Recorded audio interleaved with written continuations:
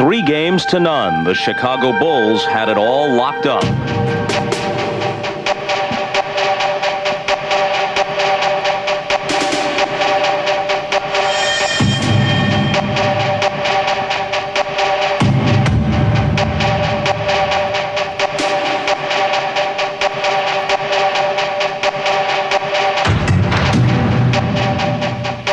All locked up. And then came Game 4.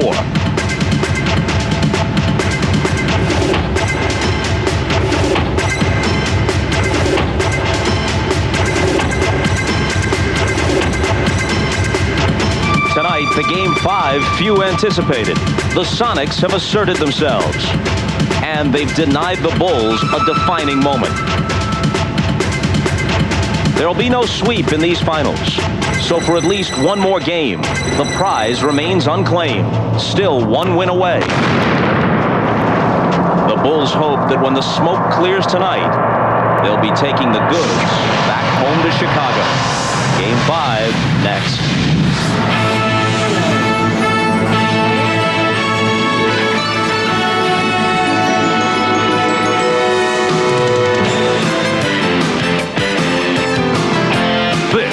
Is the NBA on NBC.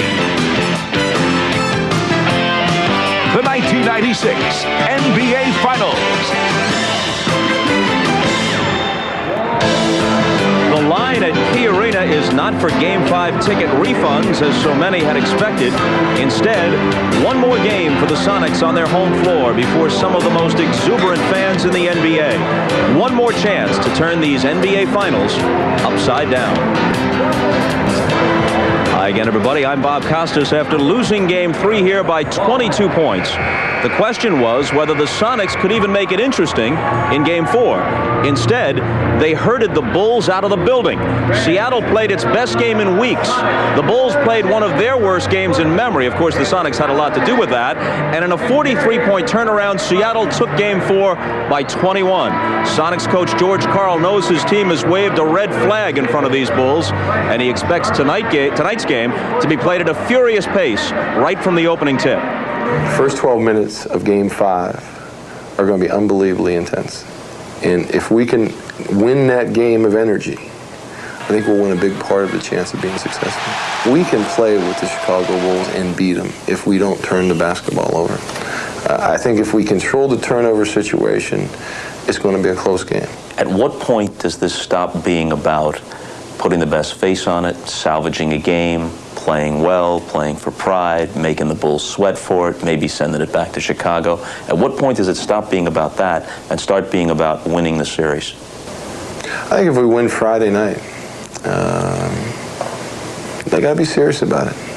You know, they still have a luxury of throwing one game away, and that could be Friday. They don't want to get to Game 7, and so I think they're going to try to end it on Friday, and then they're going to try to end it in Game 6. But I'm just saying, if we handle their pressure, they're going to have to earn the win.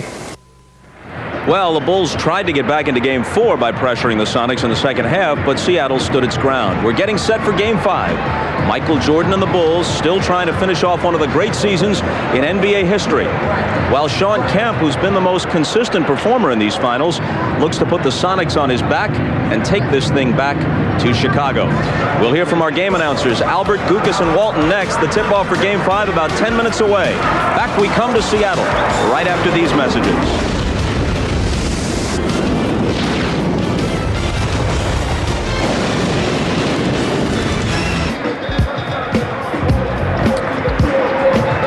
Back in Seattle for Game 5 of the NBA Finals. Chicago leads it 3-1, trying to wrap up their 4th title in the 90s by beating Seattle. Michael Jordan had 23 points in Game 4. For him, his lowest ever output in a finals game. Much of it came with Gary Payton guarding him, though afterwards Jordan refused to give Payton credit, saying, "No one can stop me, I can only stop myself. I missed some easy shots." The truth is, Jordan finds the NBA's Defensive Player of the Year annoying.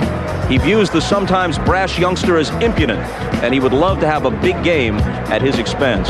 The gentlemen who will call tonight's game are Marv Albert, Matt Gukas, and Bill Walton. Let's join them at courtside. Marvelous. All right, thank you, Bob. And this past Wednesday night in Game 4, we saw the Sonics team that won 64 games during the regular season. The Sonics team that looked so impressive in the playoffs earlier against the Houston Rockets. Now, Bill, was that a one-game shot on Wednesday night, or will we see more of the same tonight? Barb, I think Seattle has finally found their long-lost game, but now they're going to have to do it against a Chicago team that will certainly be taking Seattle a lot more seriously from now on. In Game 4, Seattle rode the fabulous shooting that just kept getting better and better through the course of the game. Over the last 3 quarters, they only missed 17 shots. 4 times they got offensive rebounds on those plays. Sean Kemp was absolutely beautiful. He stuck with his power game and turned stats into impact and control. He made his last 8 shots. And then Gary Payton spread Chicago's defense early with 3-pointers. That opened up his driving game. He finished beautifully. Now, Kemp and Payton are going to have to bring even more than they did in their magnificent contributions in Game 4. Now, the keys for Seattle: take one game at a time, play with confidence, hope, and poise, and don't make Michael Jordan mad at all. Now, Mar, this is going to be the most well-played game this entire series so far. I think the home court may be enough for Seattle tonight. All right, and Matt, it's just so unusual to see the Bulls come off such a lackluster performance. Well, the Bulls are entitled to have a bad game. No excuses.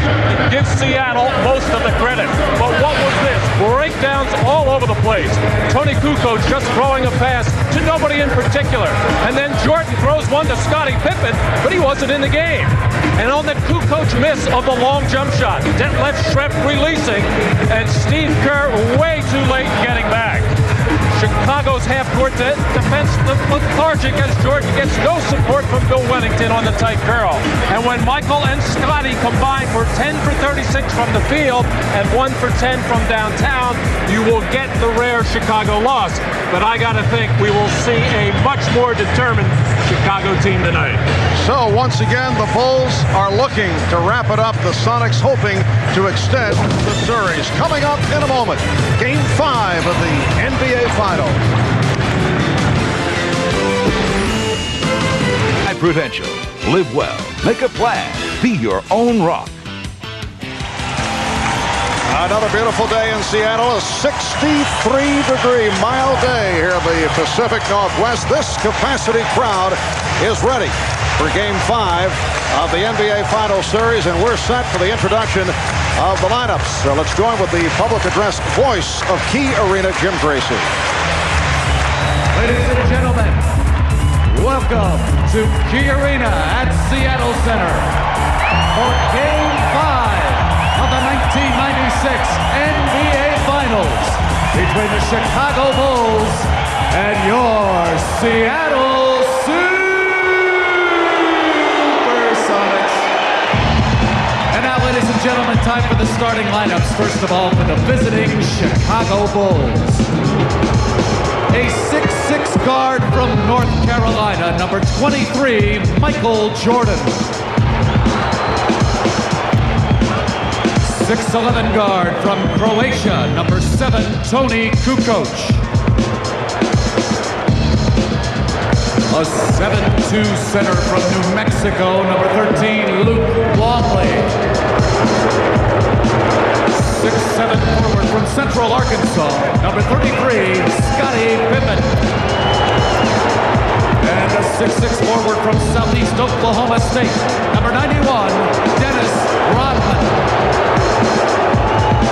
And the head coach of the Chicago Bulls, Phil Jackson.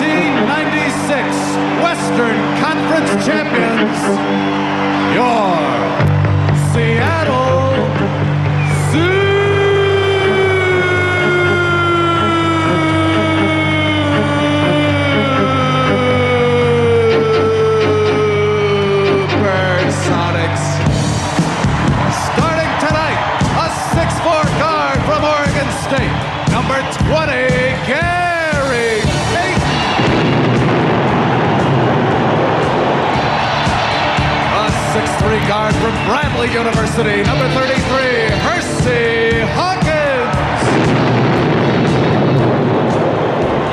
6'9" center from Penn State University, number 34, Frank Rikowski.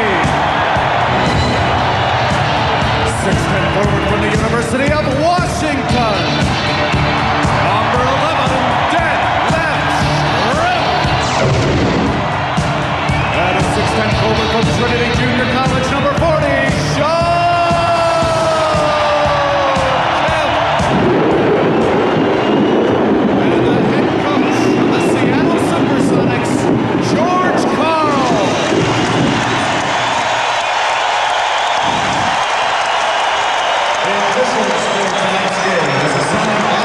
Well, once again, this crowd of better than 17,000 hoping to ignite the home team. And as always, we have double coverage on the sideline. Ahmad Rashad and Hannah Storm. Let's check in first with Ahmad. All right, thanks, Marv. Before Game 4, I reported that the mood on the Bulls team was worried about the Sonics. Now, after getting whipped by them in Game 4, Scottie Pippen told me, well, we have seen the enemy, and it's still us. We just didn't play very well.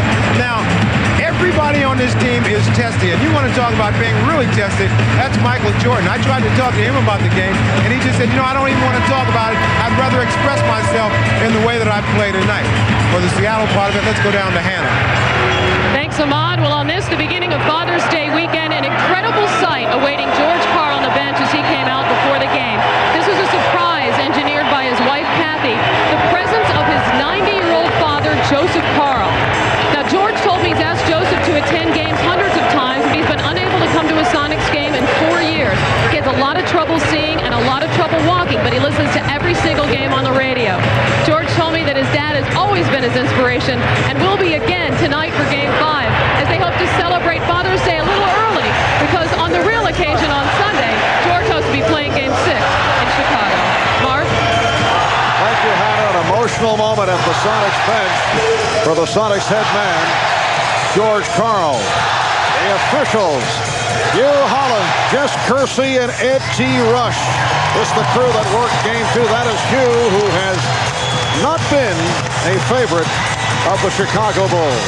Well, they have had their problems with it, but they can't worry about that right now. Phil Jackson telling us before the game he wants to take the energy out of this crowd and Sonics team. Luke Longley and Sean Kemp on the opening tip, controlled by Frank Rikowski, who is starting his second straight game. Irvin Johnson, the usual starter, did not start here on Wednesday night and has not seen much action in this series. Kemp going at Longley. Sean Kemp coming off a sensational game on Wednesday.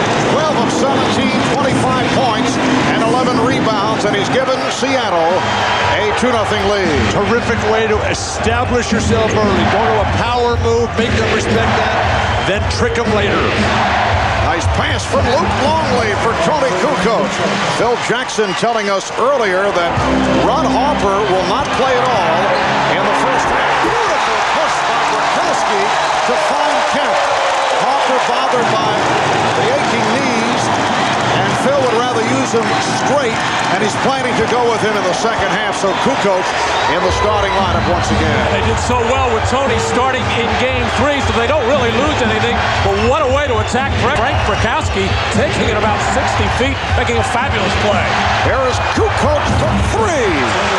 Tony Kukoc, who was 6 for 11, 14 points on Wednesday night, able to hit from downtown. You see the pressure being supplied by the Bulls here at the Star. Jordan and Payton going right at each other, but Kemp just schooling Luke Longley with quickness and balance. And Sean Kemp had hit his last 10 shots going back to the second quarter in Game 4. Nice pass. Rodman coming up short, but foul. The lead thrown by Jordan. Frank Rikowski on the foul, and Rodman will shoot a pair. The ball movement is terrific early on for Chicago. Kukoc, Pippen, Jordan, everybody touching it. Seattle gambling. They know Jordan's going to come out with a big game attempt. attempted takeover. That's going to leave Rodman wide open a lot tonight. Well, the bodies are more alive for Chicago in this game. They had to be more than they were in Game 4. And the way you get yourself going is defensively and extend that pressure up the floor. The scary thing is the Sonics are almost eating it up. They're looking forward to that pressure and want to attack. Well, Dennis Rodman, only a 52% free throw shooter during the regular season, able to hit on both free throws. Bulls with a 7-4 advantage with 2 minutes gone by in this first quarter. That intended for Kent, leg block on Rodman, a new 24, given Seattle. Well, following defeats this season, the Bulls have won 10 of 11. 10 up and 1 down. That includes the playoffs. Sean Kemp looks spectacular in the opening moments here. I'd come right back to him and just wear him out on the offensive end for Seattle. Shrimp. Nice move, but way off on the shot. And here is Jordan. Michael Jordan on the breakaway. And the hop. Did he ever get up in the air? Great play by Dennis Rodman. Bulls 9. And the Sonics 4. Kemp to the crossover. Well, the matchup continues. Luke Longley defending against Sean Kemp. And Kemp has opened up by hitting 3 of 4. Bulls lead by 3. The quickness of Kemp on the excellent interior pass. Oh, the tip. Rodman missing on the first attempt and then able to hang in and showing how active he can be and tipping it home. Bulls 11 and the Sonics 6. Rakowski for 3. And a loose ball foul against Longley. I think Phil Jackson's got to come with a different look on Sean Kemp. As the beautiful outlet pass by Rodman over the top. Payton unable to take care of business. Now, he can make up a lot with his athletic ability, but nobody's going to catch that. The Chicago Bulls are not double teaming Kemp, which is going to give him a lot of opportunities to keep others from getting involved.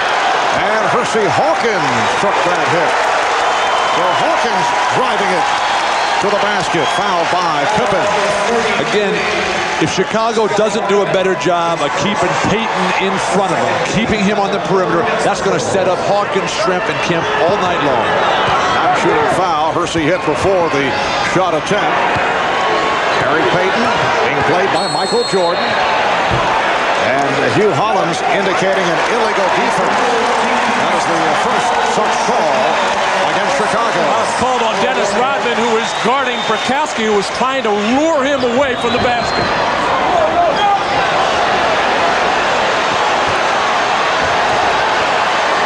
Now Kemp posting up, facing the double team. Shot clock is at 12. Here is Shrimp. Kukoc has got to go to the floor for loose balls. That's going to set the tempo for the entire team as he gets away with a traveling violation. Now Jordan gives it right back to Kukoc. Driving Longley. And the foul is called. Luke Longley surrounded. And the contact was made. Foul called on Kemp.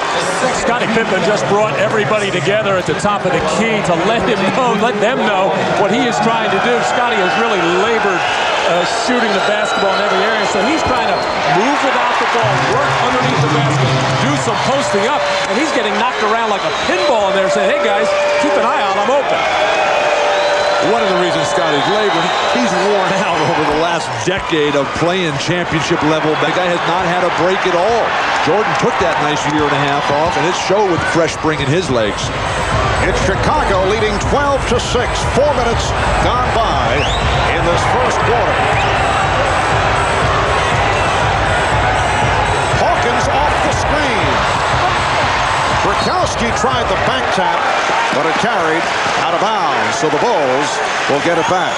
Frank Rakowski's done some very good things. He's discarded the physical play. They've learned to ignore Rodman so far in the last game and throughout this game in the early goings. Nice, skilled contributions, Rakowski. Well, the Bulls have opened up by hitting 4 of the first 6 shots.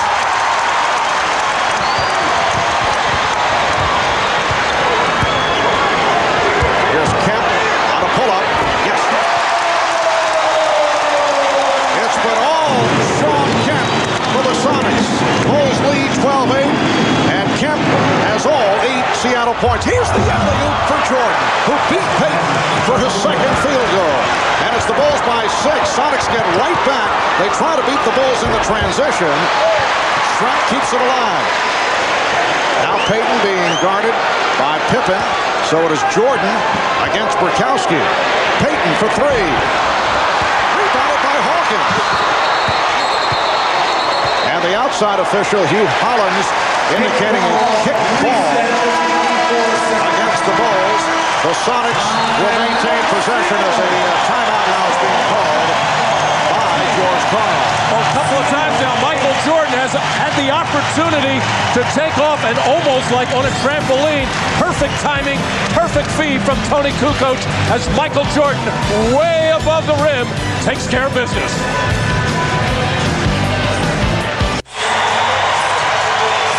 Once again, the matchup at the start of tonight's game is Michael Jordan and Gary Payton. We talked with Payton about Jordan, and Gary with some words that will not be appreciated by Michael Jordan. Take a listen. Jordan is not like he used to be Jordan. You know, he done got a little age. He was off of basketball. I think me playing him, I have to pressure him up a little bit. My best bet is to stop him is to really get him tired. You know, when he gets tired, you know, he doesn't take as many shots. A lot of people come and double him, and then, you know, he has to get a lot of rest. So I think if, you know, I keep trying to play him tough and go at him in both ends of the floor and get him tired, that's a big advantage to me. The foolishness of youth. Gary Payton, he'll learn to regret that statement.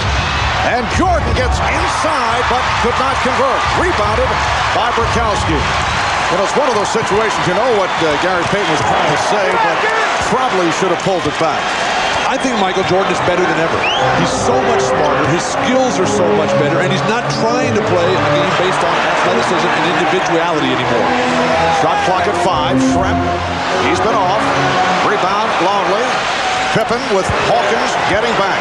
We're halfway through the first quarter. Bulls with the ball up by 6 points. Kukoc for 3.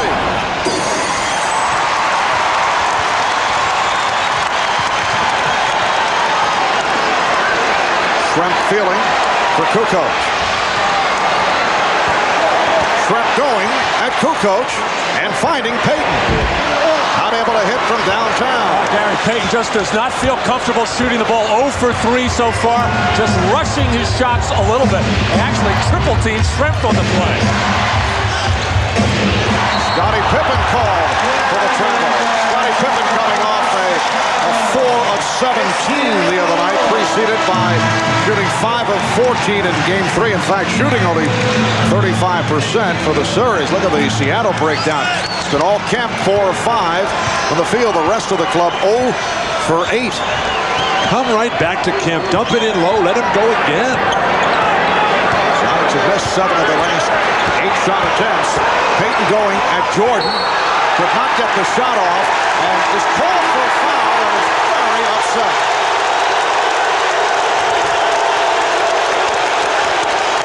It was a good foul. Jordan went for the fake. Payton attacked while he was in the air. Man's in the air like this. He'll take advantage. Few players better in history of this than Larry Bird to get the guy just 1 little inch off balance and then attack that hoop. Easy play to call. And it's just demonstrative reaction by Michael Jordan, and then put his shirt in his mouth to try to almost, in effect, bite his lip. Karl desperately searching for some offense now, coming in with Perkins. The reaction residue from what took place in Game 4, where Jordan was very upset with the officials. And that last touch by Seattle. Sam Perkins has come on for the first time. And here's Nate McMillan, who provided a tremendous lift for the Sonics in Game 4. And Nate receiving a standing ovation. Bill Wennington has come on for Chicago's first substitution. It's the Bulls 14 and the Sonics 8. And as Jordan made his move, he was held, blocked by Payton. Well, there's the intelligence of the veteran Michael Jordan, knowing he felt smelled a questionable call on him down at the other end. As soon as he would get the opportunity, put it on the floor and challenge Payton. But Kemp in a lot of trouble. He's the only guy that scored for Seattle. George Karl has to take him out for medical purposes. Not a good sign for Seattle. And you saw the stretching by Sean Kemp. Trying to get back into it. Jordan thought he was fouled. Instead, a travel is called. Traveling violation. A hard double team on the screen roll situation. And Brakowski coming hard. And Michael trying to split it, does so, but got tripped up and got out of control. 4.5 remaining in this first quarter. Scottie Pippen did not like that call. A hack on Pippen against McMillan, and for Scottie, that is his second. And frustration on the part of Scottie Pippen, mainly because he cannot get involved at all at the offensive end. Has not taken a shot yet, trying to get himself going defensively, putting this pressure on Nate McMillan, and just a little touch foul there. Scottie reacts, as did Phil Jackson at the other end. And Phil Jackson, with a change of plans, he had told us that he would not look to play Ron Harper in the first half because of the knee problem, but because of the fouls picked up by Pippen, forced to insert Harper here in the first quarter. Sonics struggling, as you can see. Rushed shot by Perkins. Chicago is a fabulous defensive team. That's how they got to this position. You got 3 guys in the first team All-League defense, and they're just shutting down the Sonics offense. Seattle 4 of 15 shooting. Now Jordan is being guarded by McMillan. Good pick, Rodman. Travel on Wellington. A series of calls against the Bulls in this first quarter. And there's no question how good Chicago's defense is, but don't forget Seattle plays outstanding defense as well.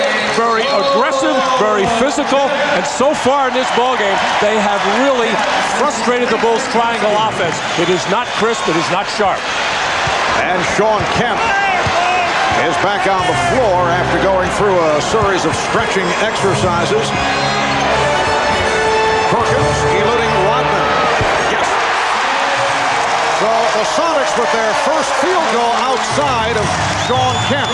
It's the Bulls 14 and the Sonics 10, and the Bulls want to talk it over. That field goal by Perkins representing their first points in the last 3.5 minutes.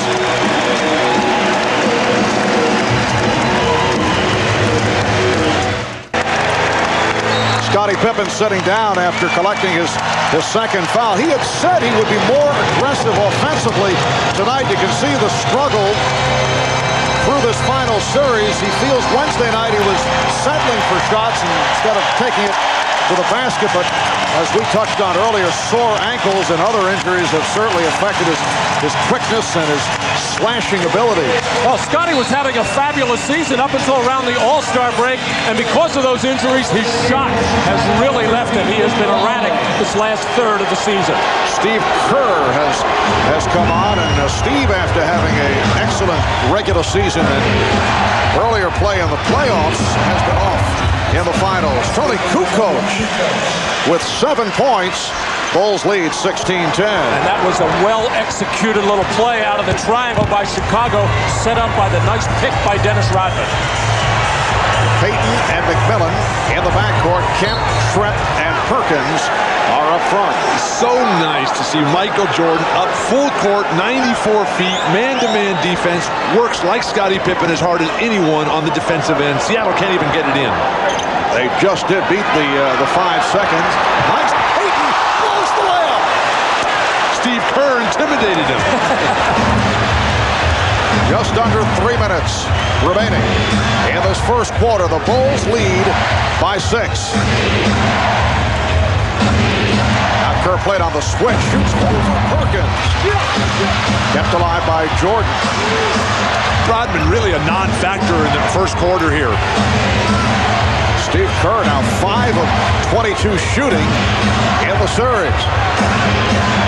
Open shot for Kerr. And again, way off. The save by McMillan. Perkins passed on the shot, and now Payton lays it home. What a job by Sean Kemp at midcourt handling the basketball. Michael Jordan. He gave him a little bit of a juke and then set up that fast break play. Longley is fouled. Longley going from right to left, held by Perkins. Percy Hawkins getting set to check back in. The decision-making ability of Sam Perkins, a complete player. Perkins can drain that three-pointer, but at the last moment on the shot attempt, dumped it down for the layup. Well, the Bulls have a mismatch here if they want to go to it. Kukoc against McMillan inside. That left Schrempf replaced by Hersey Hawkins. And Jordan able to get inside.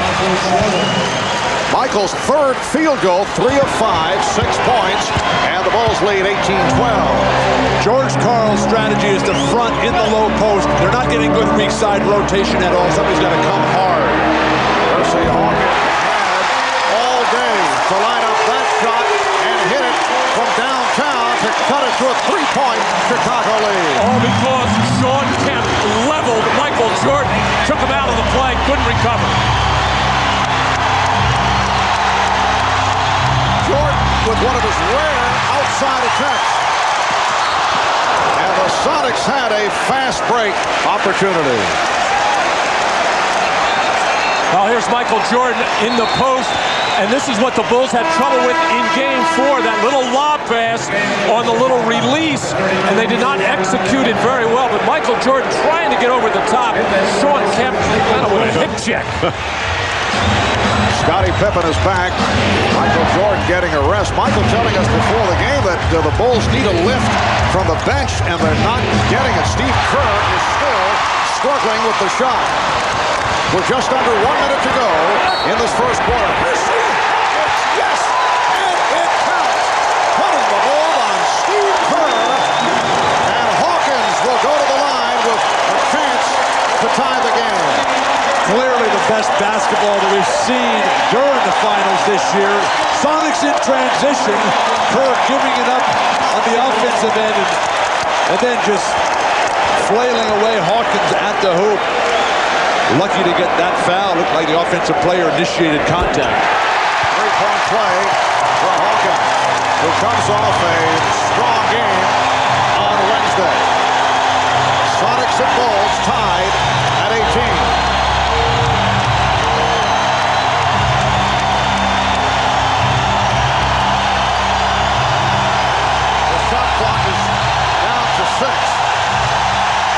Pippen fires for 3. Rebound Rodman. Kept alive by Kukoc. And McMillan came over it. Payton in the open floor. And he'll pull it back with 15 seconds remaining in the quarter. Game is tied at 18. Kemp shooting over Longley. That was not the shot the Sonics had in mind. Very poor execution at the end. And here is Pippen. Couldn't find the shot. But George Karl has to be very pleased with the Sonics coming from behind. This crowd is fired up once again. Sonics in the first quarter with 6 unanswered.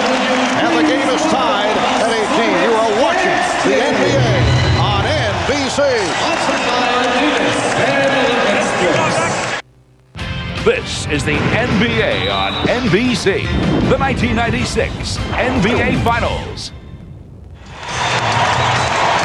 Welcome back to Seattle. We're getting set for the start of play in the second quarter. The NBA at NBC Sports have been created, the official website for the NBA Finals at finals.com. Game previews, player bios, video highlights, latest news on these two clubs. Plus, during our broadcast of the Finals, fans around the globe can interact with our very own cybercaster, Steve Snapper Jones. There is Steve online with commentary and answering fan questions during the game. Check it out, the official website of the NBA and NBC Sports at finals.com. Harm, I cut your act on there the other day. Very nice, very nice. And obviously, the NBC dress code does not apply to Snapper on the cyber broadcast. This is too much. They can't find the game ball.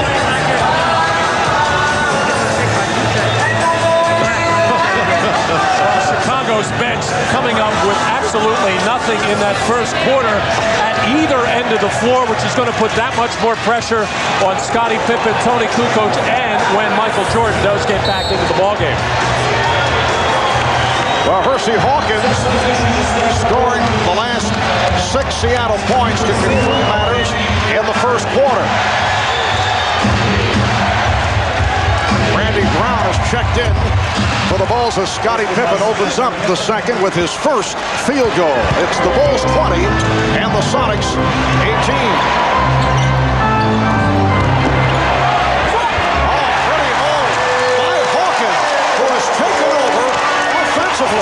And the game is tied at 20. Seattle has just taken Steve Kerr apart, and he can't get anything back on the offensive end. Well, Pippen having the mismatch with Hawkins, and the foul is called. On the subject of Steve Kerr, who had such an excellent season, but slumping in the finals, he says there was a time during his career that he was a bit more physical about his frustration. He'd want to go back to the hotel. There's Kerr. Again, not able to hit.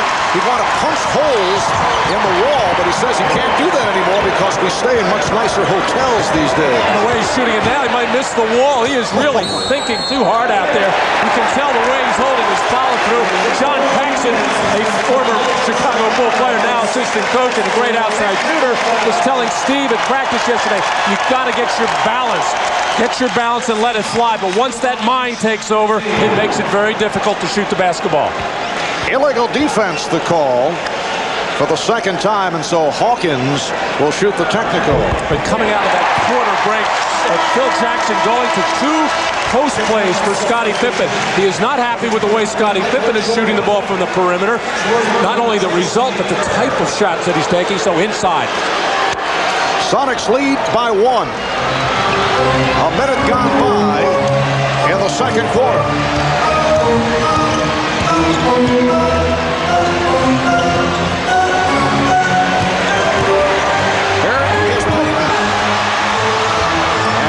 Jordan, who just returned, coming up with that loose ball. Randy Brown had a very strong game down the stretch, although in a blowout. Pippen again from in close. So Randy Brown earning the early playing time. The other day, very active, a lot of energy, and the coach is pleased with the play of Brown. Marty, it was his defensive play that got that ball back for the Bulls.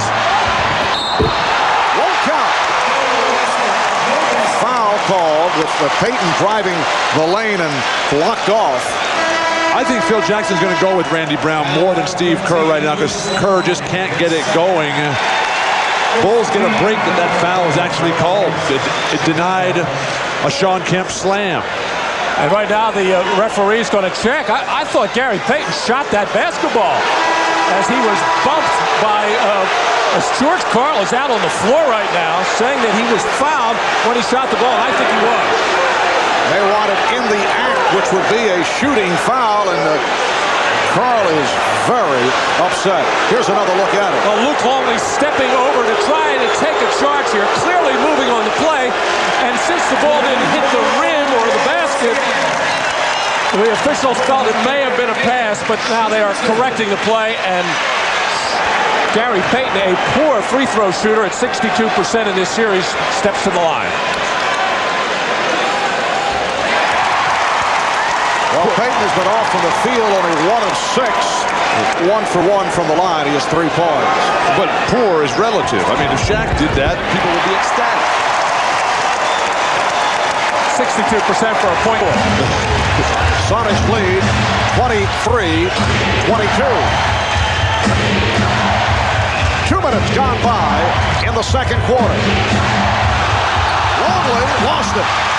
Crowd was looking for a travel on Longley.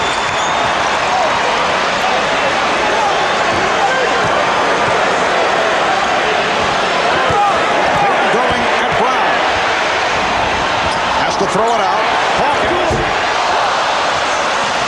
And Kukoc for the rebound. Hersey Hawkins has had the hot hand. He leads the Sonics with 9. Kemp with 8 points. Quiet start for Jordan. 3 of 6 from the field. 6 points. Shot clock down to 6. Pippen played very well, blocked by Hawkins. Kukoc just beat the 24. Rebounded by Perkins. Too slow by Scotty in making that play happen. He's got the mismatch against Hersey Hawkins. McMillan, yes! Nate McMillan from downtown and then hobbles back to the defensive end.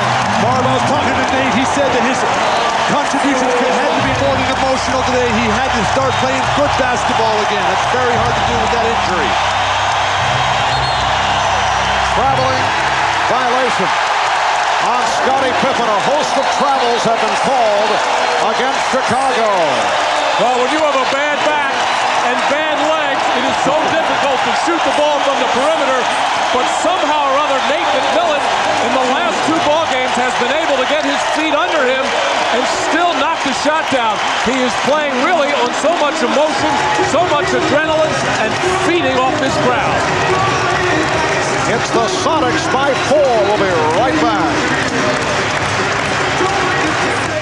The NBA Finals return to Chicago if necessary. Game 6 Sunday on NBC. Back at Key Arena in Seattle.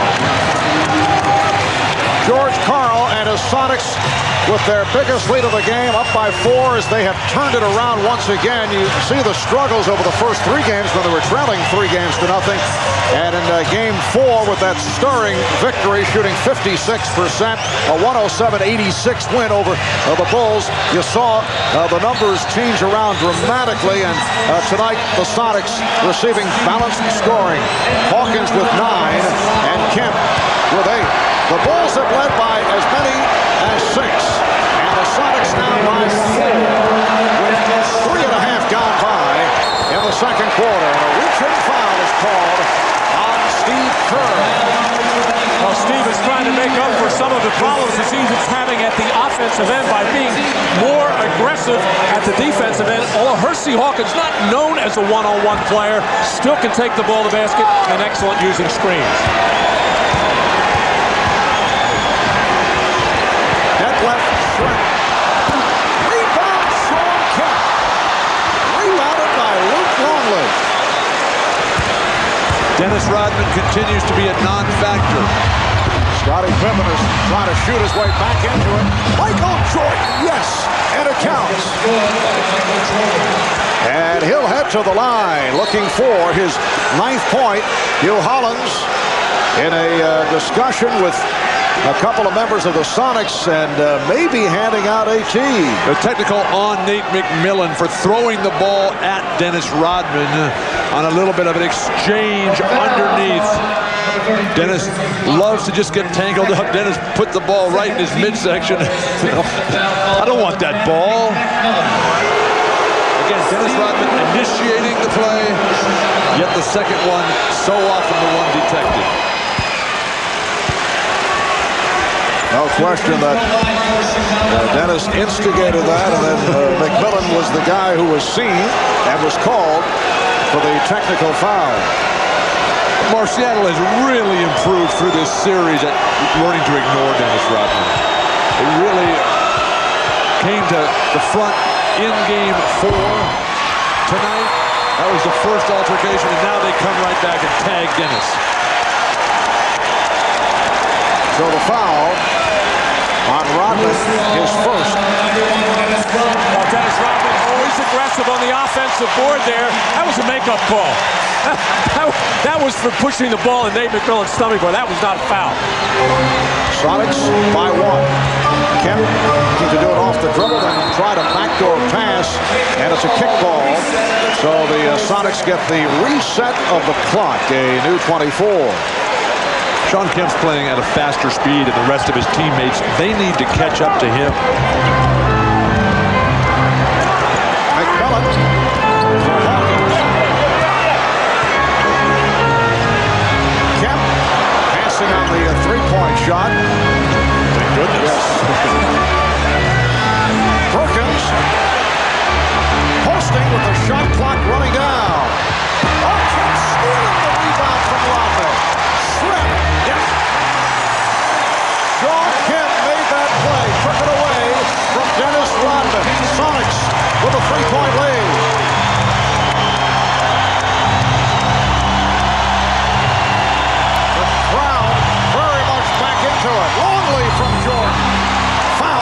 Kemp. Well, Dennis Rodman on the boards at both ends of the floor does such a good job of not necessarily jumping high, but tipping the ball to himself. There he does a good defensive job, but Dennis just trying to tip to himself. But the quicker, stronger Sean Kemp actually pulling a Rodman play on Dennis himself, the save, and getting the deuce for Schrempf. Dennis does not look sharp. He almost looks old tonight. He is 34, 35. He has hit the 35 mark, Bill, to be precise, and has not been as active as we usually see. Well, you would think that after that embarrassing moment of Game 4, that Rodman and Pippen and Jordan would come out with so much energy and so much enthusiasm in spring. We've seen it with Jordan. Pippen's had some good plays. It has not been there from Dennis Rodman tonight. Sonics 28, Bulls 27. Marv Albert, Matt Lucas, Bill Walton with the bottom shot. Hannah Strong working the sideline. Foul is called. Sonics looking for a goaltend. Bob Costas with us. We'll hear from Bob at halftime. In fact, a close-up look at that man, George Karl. As Bob sat down with George, who always has intriguing things to say. Luke Longley is called for his third foul, and Sean Kemp will shoot a couple. Kemp on the line for the first time tonight. He's been fabulous from the line throughout the playoffs. He has made 13 in a row so far in these finals. And he is so active around the basket, so difficult to defend, and it's a tough decision for Phil Jackson to really take that double team off, because you know you're going to give up points and you know you're going to give up free throws to this man, but what you do is keep other people out of the game when you don't double team. And so marvelously conditioned as well as Luke Longley's getting an earful from Phil Jackson. Sean Kemp can play all day like Michael Jordan. As the strain of the playoffs wears on, he'll continue to shine. Yes!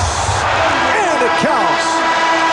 So Michael getting very serious here in the second quarter. Another three-point opportunity. Jordan going to the left hand against McMillan, and then able to hit.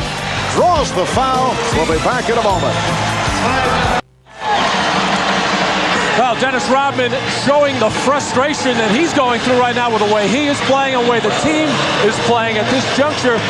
But Phil Jackson, who has been so careful to avoid public confrontations with Dennis Rodman, going over there and settling Dennis down. Actually, before that, Michael Jordan had some words with Dennis out on the floor about banging the ball, knocking it away from the referee, saying, hey, just play basketball.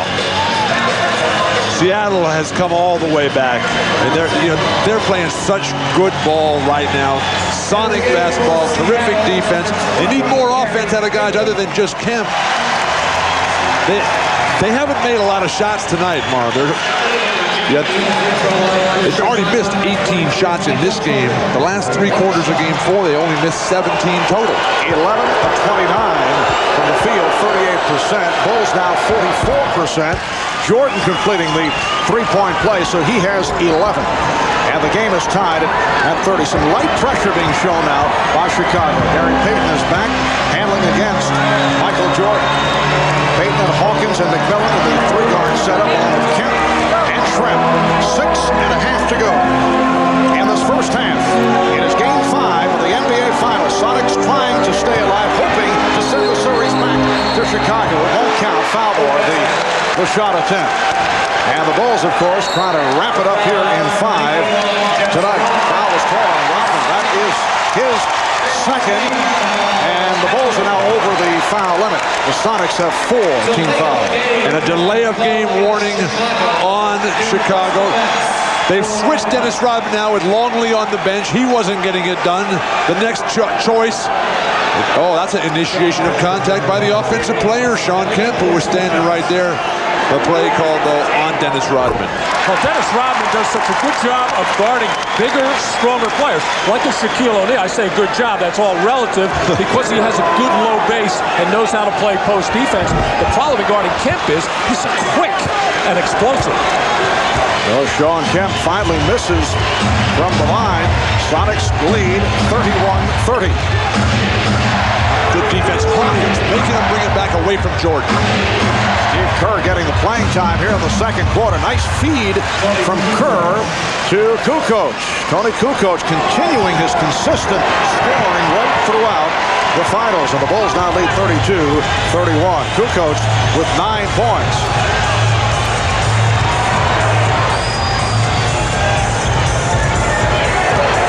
Payton on the spin. Beautifully done as he brings Jordan off the dribble. And it's the Sonics with a 33-32 lead. Jordan going for the steal. He's so much taller than Gary. He can just stand up big over the top defensively. Bulls swinging the ball. Chant of defense from the crowd. Shot clock at 5. Jordan for 3.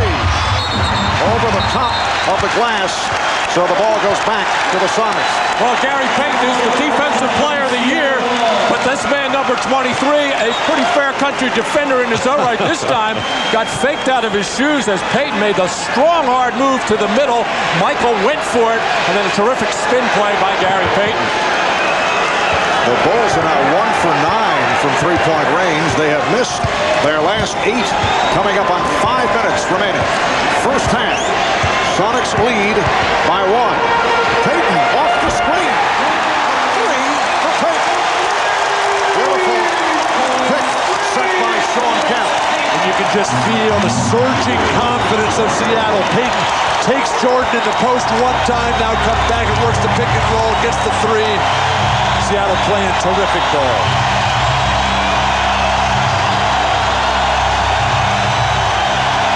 Shot clock down to 5, and a foul on McMillan. McMillan involved with Pippen is called for a hold. Seattle is now over the foul limit. Well, Gary Payton was talking about the importance of making Michael Jordan work at the other end of the floor, because you know you got your hands full, and that's what Gary is trying to do. He's starting to feel it right now and appealing to the crowd, and it doesn't take much to get them involved.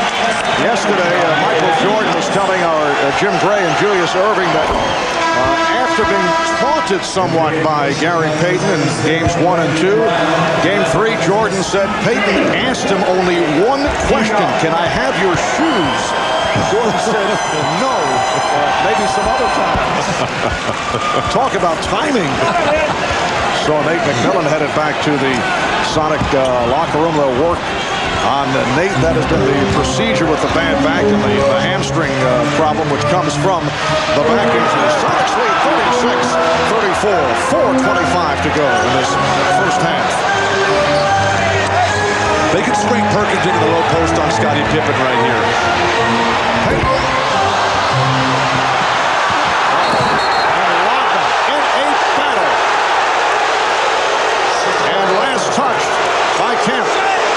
Sean Kemp is working so hard on that offensive glass, the position, the fight. You see him hit low to establish that position, and then these are the two guys that jump the most times for any single ball going head-to-head. Beautiful.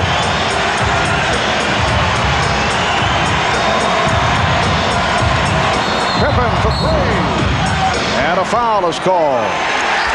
Now a 3-second violation on the ball. Chicago just can't even get a clean look from beyond the arc. Every shot is being challenged right now by Seattle. But that's what Seattle does. They're so good at double-teaming the ball, shutting down the initial play, and closing out on the swing of the ball. And you see the assist to turnover ratio. Seattle doing a good job. Sean Kemp always in danger. He puts that ball on the floor, but that time a reach-in foul call. It's on Randy Brown. Actually, Kemp made a nice little ball fake on a cutter on the baseline, which Dennis Rodman honored. He realized he was fooled on the play and tried to get back and take away that hard move to the lane. He took the bump from Kemp and flopped and did not get the call. Well, Sean Kemp has now missed his last 2 free throws. Here's another look at that last sequence. But now you're looking at one of the things where Chicago does not have ultimate strength. Guarding a post-up player who can also put the ball on the floor, like a Sean Kemp, like an old Kevin McHale from the Celtic days, like a James Worthy. They can do it with Shaq because they have all those big guys in the centers who come in and just push and shove. They can't use those guys against Sean Kemp. Sonics by 3. 3.5 remaining in the half. Brown tried the three-pointer. Kemp had the dribble knocked away. Recovered by Payton. Here's Slip.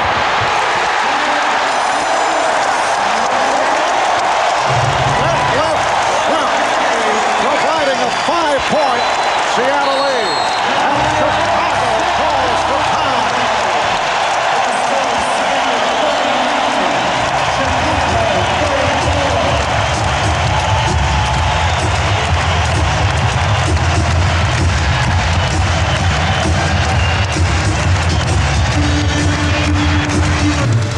Welcome back to Seattle, and here's what's coming up on the Prudential Halftime Report. We'll bring you my conversation with Sonics coach George Karl. He'll talk about his future here in Seattle and about the one job he craves above all. We'll also get a report on round 2 of the U.S. Open played earlier today at Oakland Hills outside Detroit. And we'll look ahead to tomorrow's U.S. Olympic track and field trials. We've got 2 hours of coverage in prime time as Carl Lewis, the 8-time Olympic gold medalist, vies for a spot in the 100 meters. Right now, the Sonics lead the Bulls by 5. Back we go to Marv Albert, Matt Kukas, and Bill Walton. Marv. Thank you, Bob. An 8-2 run by the Sonics, which has opened up their biggest lead, a 5-point margin. 3:12 remaining in the second quarter. The key, only 2 turnovers thus far for Seattle. Chicago has turned it over 7 times. And we talked at the end of game 4, Marv, about Chicago having to fight these guys off back from square one. Jordan able to deliver out of the timeout. But this crowd is so wild, so raucous, they will not let their Sonics stop pushing tonight. Michael Jordan with 13 to lead the Bulls. Sonics 39 and the Bulls 36. Now Kemp being played by Wennington, and he's called for a travel. Trying to back his way, and steps called. Only the 3rd turnover, however, for Seattle. One of the reasons why they've been leading in this ball game, and also the fact that they just have been quicker than Chicago overall with a loose ball. And it's tough. Chicago forced to take Dennis Rodman off Sean Kemp down low, having to come with beef in Wennington. And here is Wennington. David Wingate, who saw playing time in game number 4, made his first appearance. Here's Wingate looking for the 3. Perkins with the rebound, but a foul, loose ball foul is called. Not a good shot by David Wingate, coming off the bench, ice cold. First time you get your hands on the ball, you got to look to just make a quick pass or a cut. You don't want to be raising up for a 20-foot jump shot in that situation. Here's Frank Rakowski, who started the game, although he has not played much in this first half.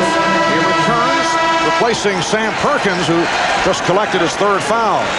Marv, it's amazing to me that Seattle's only got Sean Kemp 7 shots. Yeah, they are dumping it down to him a lot.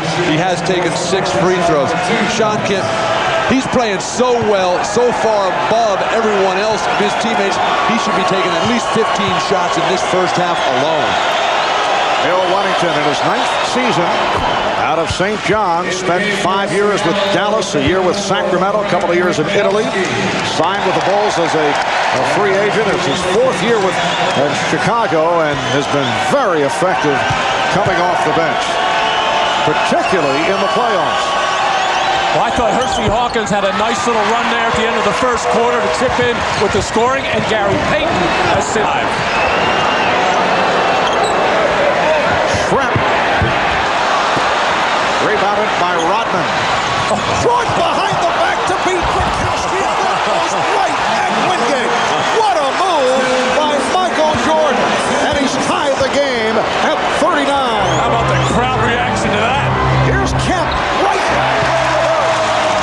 Sonics 41 and the Bulls 39. Kemp with 14. Jordan has 15.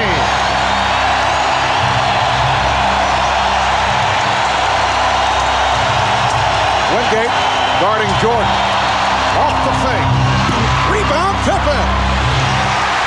Well, Scotty showing the lively legs, but could not convert on the reverse. Just not the second jump, though, for Scotty, who's, Jordan beat badly back forward defensively.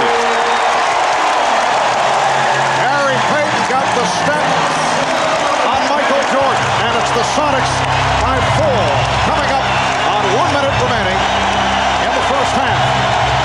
Jordan now played by Schlepp, and away from the ball, foul being indicated by Jess Kersey. Well, on the fly pattern to Michael Jordan on the catch, realizing he had a defender there, able in midair to collect himself, go behind his back, and gather himself and still finish the play. A spectacular Michael Jordan play. A little bit of everything. You go high to catch the ball, you land, you change direction in midair. 2 or 3 different times. You shoot on the way back down. That guy's pretty darn good. Once again, the keen observation by Bill. David Wingate picked up the foul, putting Scottie Pippen at the line. So Pippen is now 2 of 3, has only 6 points, 1 rebound, 1 assist in his 20 minutes of play. John Sally replacing Bill Weddington. Phil Jackson realizing Weddington cannot handle Kemp inside, and consequently the rest of the Bulls defense always looking to help out. That's why they're leaving openings. Sally the better defender. Again, the pressure against Payton.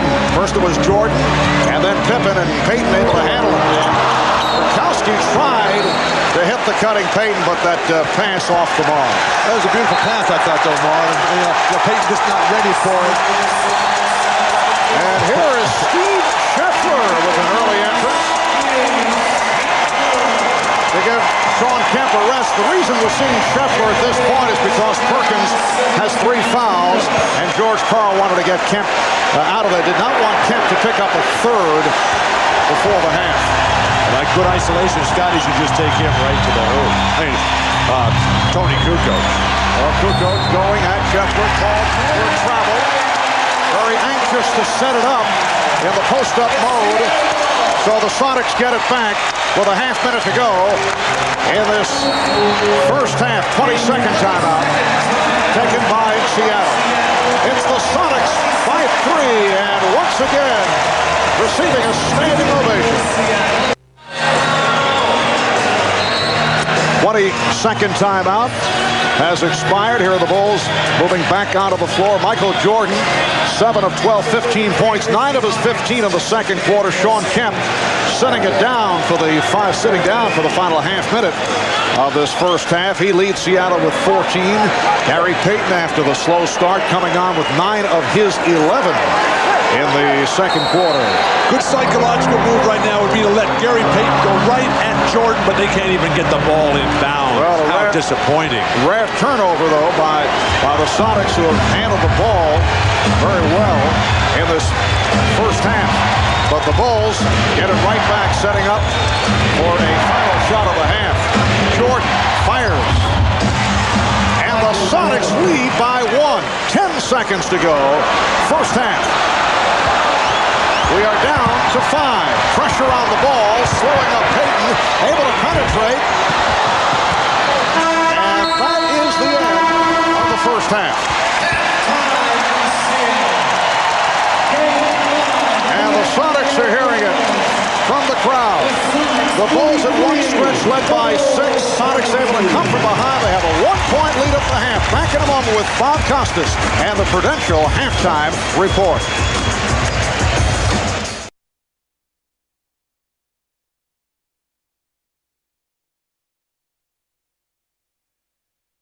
Arena where the Sonics lead the Bulls by 1 going into the second half, and their leading scorer, Shawn Kemp, will have to battle a painful injury. At the end of the first half, he took a couple of hard elbows, one from Luke Longley, one from Dennis Rodman.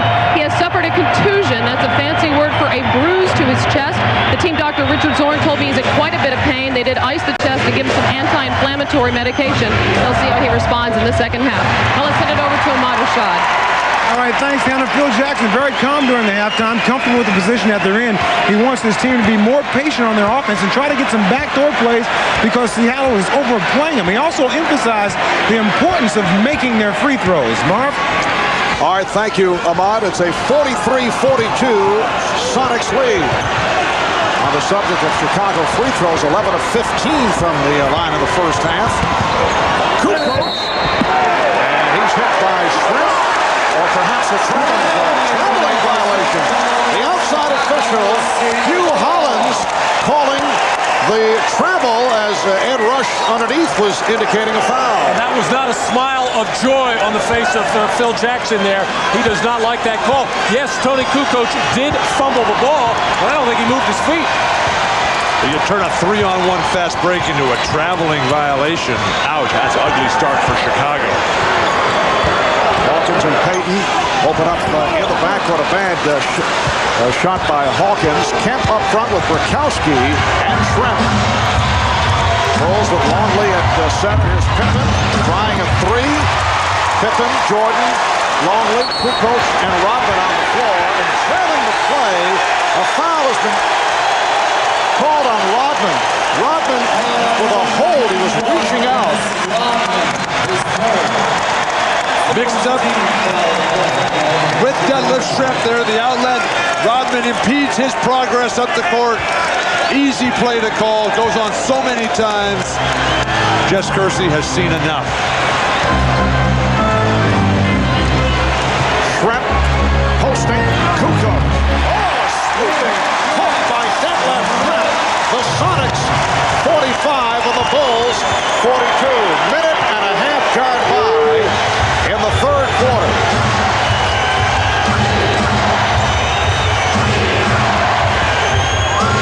Longley, yes, Luke Longley with his first field goal. And the Sonics now lead by one. Kemp, yes. And it's Seattle with a three-point advantage. 16 points for Sean Kemp. Seattle played really solid basketball throughout the first half. Sean Kemp, not enough shots. That's just his 9th for the game. Plus Perkins has 3 fouls. Other than that, beautiful. Michael Jordan script.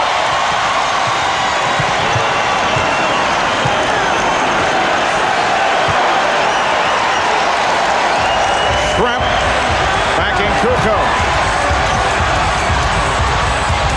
Shot clock at 5. Hawkins gives it back.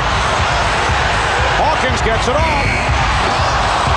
And knocked out of bounds by a surgeon, Sean Kemp. Did you see how high this man was? The shot to beat the shot clock buzzer, and Sean Kemp read it the whole way. Dennis Rodman, Luke Longley not doing anything to keep him off the glass. Well, Phil Jackson very much concerned with the way Chicago running their offense right now. Wants to get a little bit more patience and better shots.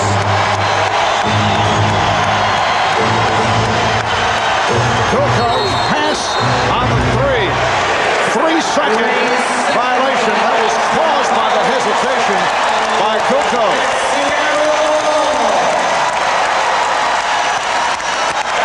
A moment ago, Sean Kemp over the top of Scottie Pippen, who regularly gets above the rim himself. Well, 3 turnovers on the Bulls the first 3 minutes of this third quarter. Kukoc got a hand on it, recovered by Payton. Now the shot clock at 5. Payton is fouled by Jordan. Walking foul, no argument there. And for Michael, his second. Well, a couple plays before the Sonics going inside to Shrimp against Kukoc. This time, Tony did a much better job to stop that. But now with the shot clock winding down, Payton trying to create, and Michael picking up the foul. Seattle should come right back to gear. Just draws a foul.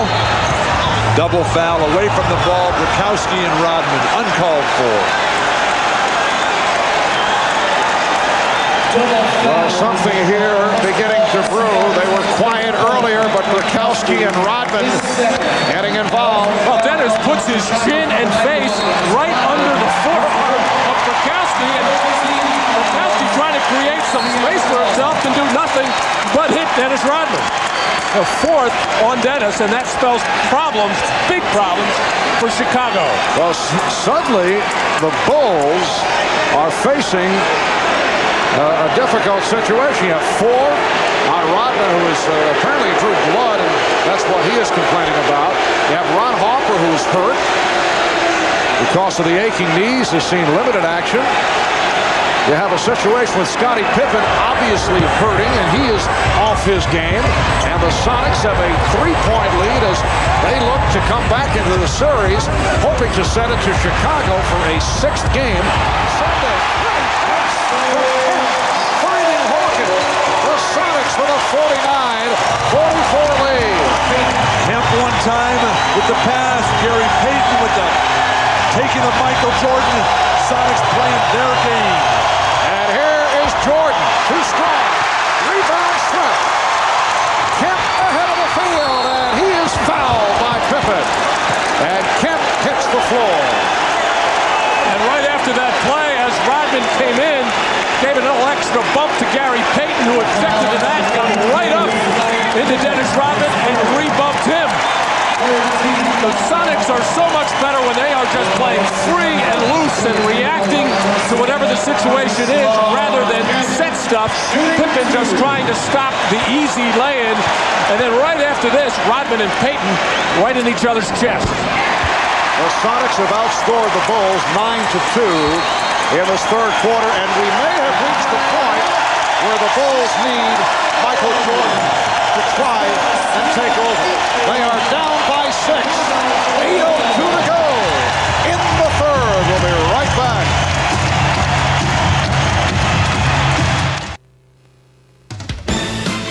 The NBA on NBC is brought to you by Toyota and their full line of quality cars and trucks. Toyota, I love what you do for me.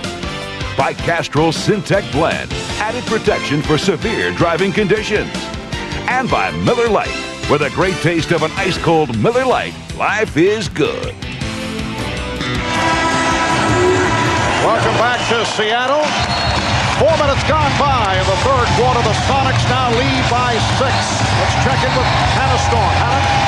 Marv, a few moments ago I told you about the elbows that Shawn Kemp took to the sternum. It is still very sore. Trainer Frank Furtado told me that Shawn is going to have to continue to keep an ice pack on that chest to try to numb that injury for the remainder of the game, but he certainly appears to be playing just fine. Marv? Yes, he does. Look at the stat line. 6 of 9 from the field, 5 of 7 from the line. He had hit 15 straight free throws at one stretch. 5 rebounds, 17 points in all for the 4-time All-Star in his 7th NBA season. Shawn Kemp, who has come such a long way during the course of the playoffs. In terms of perception, how I'm sure he's being received around the country.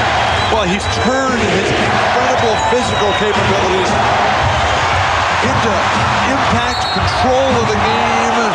He's playing with discipline, not trying to do anything wild out of his repertoire, but you can just see how this whole thing has turned around. Seattle's coming out. They're anxious to get back out on the court. In Chicago, they're walking around with very long faces right now. Foul on Trent, and the Bulls will get a new 24. It is a 7-point Sonic lead. It represents their biggest lead of the game.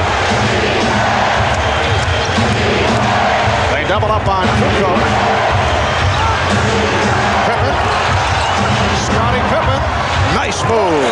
Passing on the outside shot and going to the drive. During that last time out, Phil Jackson spent about 95% of it just talking with his assistant coaches away from the team. I think he wanted the players themselves to start to get together and figure this thing out for themselves.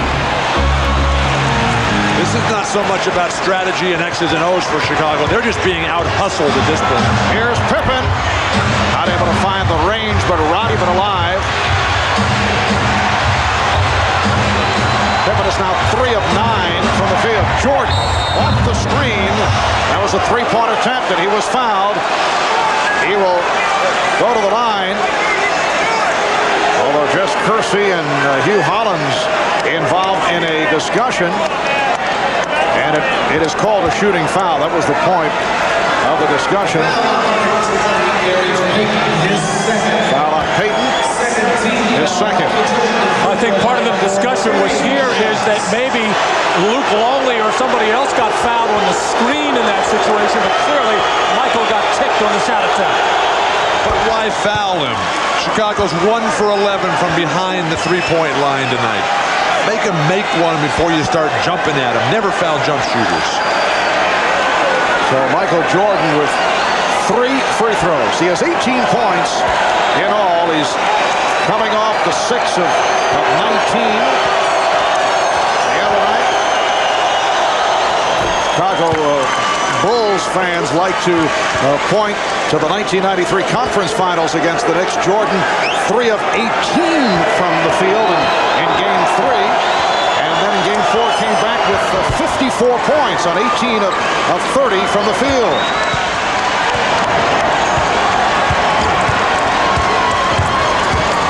That's called a facial statement. Yes. Sonics lead 51-49.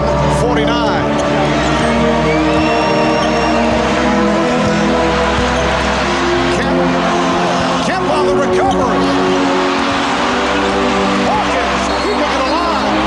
He's called for a violation. A good defensive sequence on that trip by Chicago, mainly because Jordan applied the pressure on Payton, made him lose a lot of time, and by the time Shawn Kemp got the ball, the defense of Chicago was set, forced a tough shot.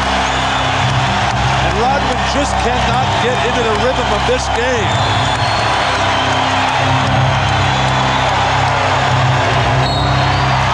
Foul committed by Bukowski. Sure, Frank also appreciated the encouraging pat from his good friend Dennis Rodman. Bukowski called for his 3rd. Even though Bukowski has 0 points, he's made a very positive contribution for Seattle tonight. 3 team fouls apiece. Now the matchup is Kemp with Rodman. And a foul. It is on Hawkins. Well, for some reason, Shawn Kemp switching over to Dennis Rodman for this particular play, and then a hard pop right into the chest of Dennis Rodman, and one of the rare times that Dennis did not flop. He actually got hit. Well, there was a foul away from that situation called on Hawkins. Kukoc trying to get it to Rodman. Kukoc with the recovery. And he has tied the game at 51. And a technical foul has been called. Apparently a delay of game, which was their 2nd, and that is a technical foul. And Michael Jordan is very upset with Dennis Rodman. A 2nd delay of game, which means an automatic tee, and Hersey Hawkins will shoot it. It's amazing that Chicago is even back in this game. Now just trailing by 1. Nobody is playing very well. Dennis Rodman can't control this ball. Kukoc will finally stick it back in. And then Rodman throws the ball. Just let it go. And you see Michael's reaction, upset with what he felt was just unnecessary. Kemp with a crossover. Ed Rush looking for help as to who deflected it out of bounds. Last touch by the Bulls. Good job by Michael Jordan to get a hand in there and knock it loose. When Shawn Kemp does drop that ball below his waist in any situation, he becomes very careless with it. 11 on the shot clock. And it's a 5-second violation. Payton did not get it inbounds in time. Marv, sitting here watching Shawn Kemp is so much fun tonight because he is just doing everything. He is dribbling between his legs, creating plays, dictating the flow. Magnificent, beautiful performance. Nice move by Jordan. Michael again taking it to the hoop. And he's been going to the drive more frequently than throughout the playoff regular season. Very few jump shots from Michael Jordan. 9-1 run by the Bulls. Kemp, that won't count. He was fouled before the shot attack. Oh, Michael Jordan with a bent on getting to the basket with that quick, hard move, and stumbled a little bit here as he gathered. Whoa. Just shuffling his feet to get away from some defenders and get that shot off. We've seen a lot of walking calls tonight, but not on this occasion, as Michael able to escape the defense, get into the lane, and put it up softly.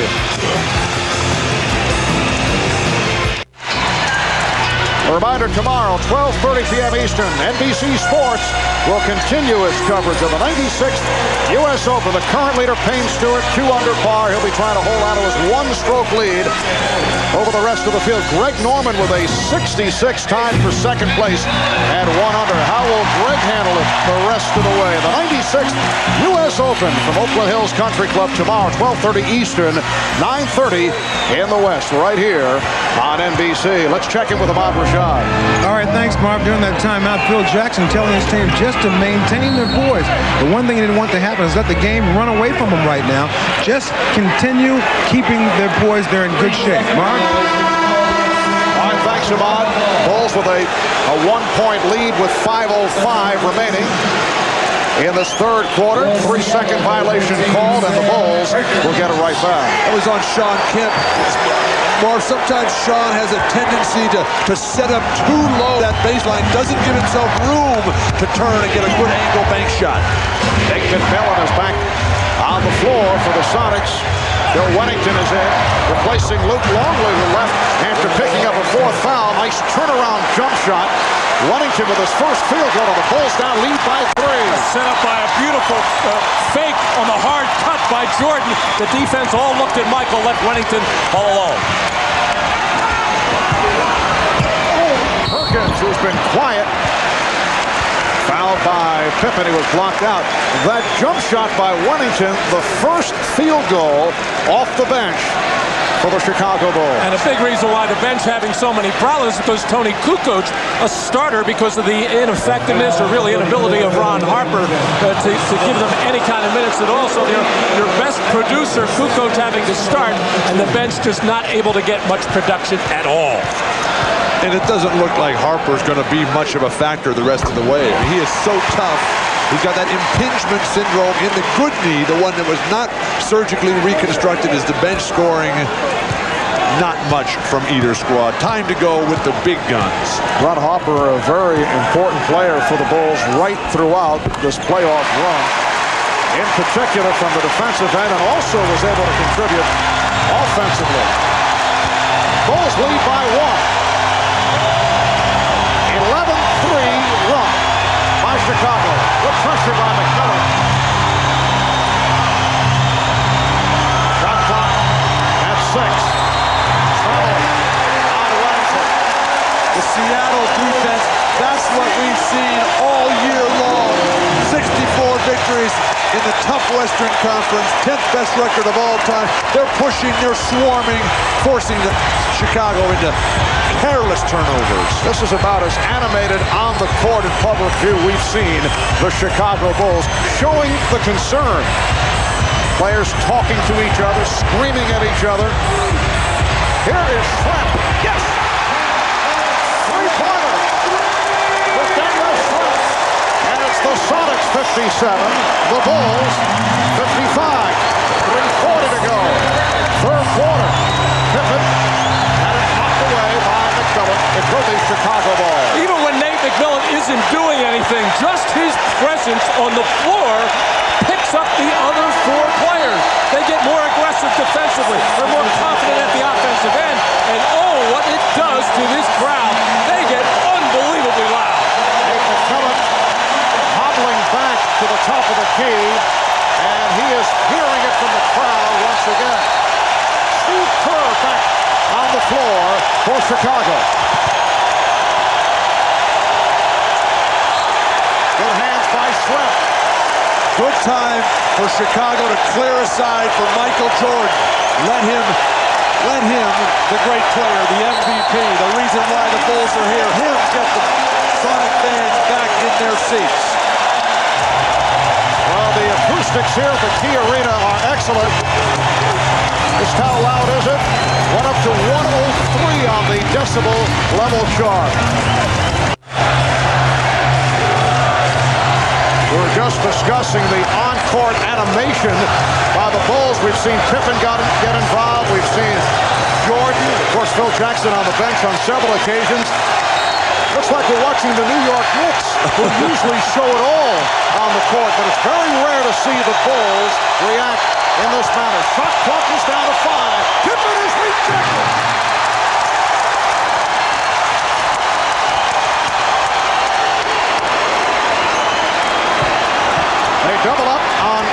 Kemp. Perkins for the scoop. Yes! But will not count. The foul before the shot attempt. Marv, it's time for Scotty and Michael Jordan to stop pointing at their teammates. Scotty's got 9 points, Michael Jordan 22, which is very good in this extremely low-scoring game.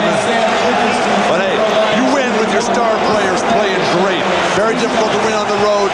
They got to show better leadership and build guys up rather than tearing them down, which they're doing right now. Foul committed by Scottie Pippen. That's 4 on Pippen and Rodman.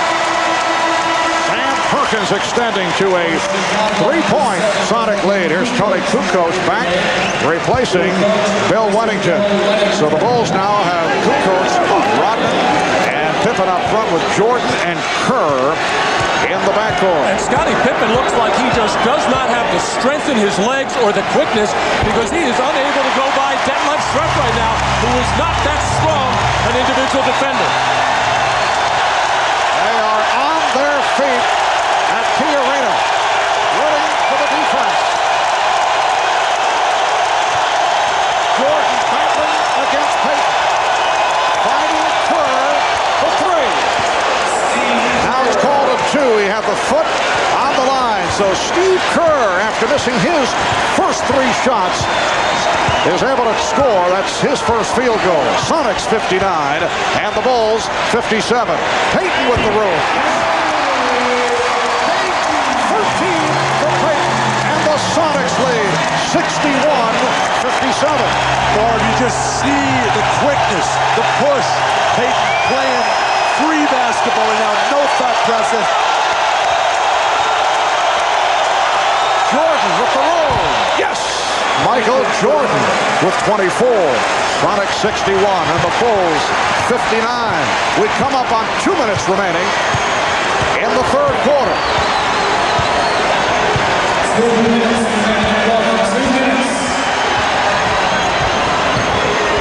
Shot clock at 5. Payton for 3. Air ball handled by Rodman. Oh, look out. That pass thrown behind Jordan, saved by Kerr. And here is Jordan.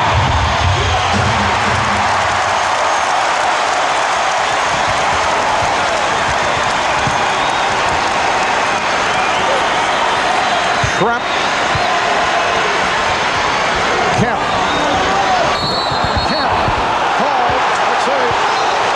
Called for the charge, and that is his third foul. And a risky play that time by Dennis Rodman, playing with 4 personal fouls. Really had to get the feet over there very quickly. And the big question is there, did he have him there? I don't think so. He got a break. He got a break. You think that's a defensive foul? Shotgun ran over it. Non-call. That's an offensive foul all the way. Jordan. Pippen. Kukoc shooting. And left Schrempf to the boards. We come up on 1 minute remaining in the third. Sonics with the ball and a 2-point lead. Perkins going at Kukoc and foul.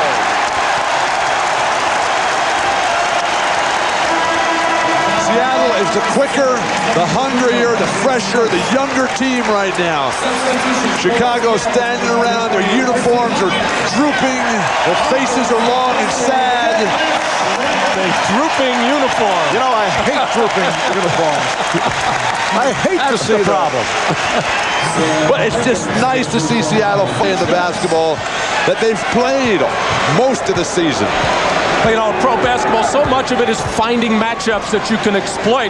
And right now, the Sonics are doing a better job of zeroing in on Tony Kukoc, whether it's Detlef Schrempf on the post, that time Sam Perkins. Tony has a difficult time guarding people inside. Michael Jordan will get a breather here as we wind down at the end of the third quarter. But at the other end of the floor, with Pippen ineffective, Tony Kukoc has to make plays for himself and for his teammates. Judd Bushler makes his first appearance of the game. The Bulls with 3 players were collected 4 fouls. Rodman, Pippen, and Longley. And Rodman and Pippen are still on the court. 40 seconds to go in this third quarter. Rodman playing the high post. No need to to foul him, Sean Kemp. Here's Pippen with the shot clock running down, firing up from three-point range. 25 seconds to go. Third quarter. Sonics have a three-point lead. Perkins going at Bushwood. Rebounded by Rodman. Nice box out for his 10th rebound. Not a good play by Sam Perkins. Sure wound the clock down and got the last shot. Final seconds of the third. Here's Kerr off the dribble. And he was fouled up high. So Steve Kerr trying to set it up with 4 8/10 seconds remaining was fouled by Nate McMillan, and Kerr to the free throw line. Michael Jordan sitting it out. 24 points for Jordan. Look at the foul one down, as we said, 4 apiece on Longley, Rodman, and Pippen. And Mark, these 2 free throws by Steve Kerr give Michael Jordan an extra 30 seconds, 45 seconds of rest. Phil Jackson's not going to leave that man, the MVP, on the bench very long. John Sally, Randy Brown check in for the final seconds of the third quarter. 2 points, Seattle lead. Steve Kerr, one of the better free throw shooters in the NBA. 2 for 2 at the line tonight. Off the scramble, Rodman pops it up. Sally, couple of air balls to conclude matters in this third quarter. After 3 at Key Arena. Game 5 of the NBA Finals. Sonics desperately trying to stay alive. Move this series to Chicago for a 6th game. It's the Sonics by 2. Back after this from your local station. The Basketball Association may not be retransmitted, reproduced, or rebroadcast without the express written consent of the NBA. To the fourth quarter in Seattle. Another disappointing game for Scottie Pippen, who obviously is playing hurt and has been playing hurt for a good portion of the season. The end of the season and on to the playoffs says his ankles are bothering him. Scottie's saying your shot comes from your base. I haven't felt physically the way I did early in the year. I'm not looking for excuses. Gary Krause, the vice president of basketball operation for the Bulls, made the statement the other day that he'd love to see Scottie take off and rest after the season. He's a member of the Dream Team in the Olympic Games, but the indication is that Scottie Pippen will take just a brief rest and then join the Dream Team in their training camp. Here's Kemp opening up the fourth quarter. He has 20 points, and it's the Sonics with a 64-60 lead. Correction in the foul department. The official score now telling us that Pippen does not have 4 fouls. He has 3. 4 apiece on Longley and Rodman. Short Bushler trying to line drive it, but came up short. Perkins got the step, came up short, but on the back tap, handled by Payton, and they get the new shot clock. No one for Chicago has been a factor on the defensive boards. Rodman on the bench right now, ineffective throughout. Longley has not been sweeping anything. Scottie, normally a terrific defensive rebounder, just not there for Chicago tonight. Hawkins, eluding Kerr. Steve Kerr gambled. As a result, an open 3 for Hersey Hawkins. I'm really surprised at this Chicago lineup right now, struggling as they have all evening with both Jordan and Kukoc on the bench right now, with Scottie Pippen really not effective. 7-point Seattle lead. Longley getting good position on the poke, and then had it knocked away. And a foul call. This with 3 on the shot clock. Foul committed by Nate McMillan. And Seattle's not going to have to rest Sean Kemp or Gary Payton. Their stars are going to be able to play the whole rest of the game. Seattle only took 12 shots in that third quarter. That's amazing. Kemp got 3 of them and came out in the fourth right away. Well, Longley with the pick on Hawkins. Bushler just went down, getting involved with McMillan, and a foul is called on Kemp. That is number 4. Well, one of the things you don't want to see your team is get into early foul trouble in the quarter where you get into the penalty and send your opponent to the free throw line. Hannah Storm was telling us during that quarter break, George Carr wants his team to get out and run and play recklessly. That was the second team foul on the Sonics. The Bulls have missed their last 6 shots. Pippen from 3, way off, and recovered by McMillan. The Bulls have missed the last 14 from three-point range. Payton. Nice play by Pippen to knock it away. 3-on-2. Longley from Kerr. Yes, and it counts. Luke Longley off the lead pass from Steve Kerr, and Longley to the line. All set up by that great block by Scottie Pippen, and Steve Kerr, who normally doesn't handle in the middle on fast break situations, looked a little tentative there for a second, but bailed out nicely by Longley, who filled that lane right up the gut. Phil Jackson, a lot of patience, a lot of confidence, keeping Jordan on the bench right here. Well, he is obviously looking for a big finish with Jordan and Kukoc sitting down the first 2.5 minutes of this fourth quarter. Foul is called. It is on Randy Brown. Foul is on Randy Brown. And a timeout taken. 9:49 remaining, fourth quarter. The Sonics 67, the Bulls 63. Miller, where great taste runs in the family, brings you Miller Moments. Tonight's Miller Moment reminds us that very few leads are safe. Just ask Michael Jordan. Blazers versus Bulls. Game 6, the 92 finals. Portland building a 15-point lead, entering the fourth quarter, but with Jordan watching from the bench, it was the Bulls reserves, led by Bobby Hansen, who sparked a stirring comeback. And when Michael re-entered the game, it was his clutch baskets king, the come-from-behind effort as the Bulls went on to win their second consecutive NBA championship. In recognition of that moment, Miller Brewing Company will donate $1,000 to the Thurgood Marshall Scholarship Fund. Bulls outscoring the Blazers 33-14 in the fourth quarter. And Jordan was named the MVP of the finals. Michael is back on the court. Sean Kemp continuing the touch. He has 22 points. The Sonics lead 69-63 with 9:25 to go in the fourth quarter. Well up the lane that time for Sean Kemp. That'll be the key for Seattle the rest of the way. So Michael Jordan back on the floor and hits on his first attempt. 26 for Jordan. 69-65 Seattle. They double up on Kemp. Pippen over to help, and a foul is called. It's a holding foul. And that now is number 4 on Pippen. Seattle has to keep pounding it inside. Sean Kemp is playing a masterful game tonight. Get him the ball early in the shot clock so we can do more than just be a shooter as Payton draws the block.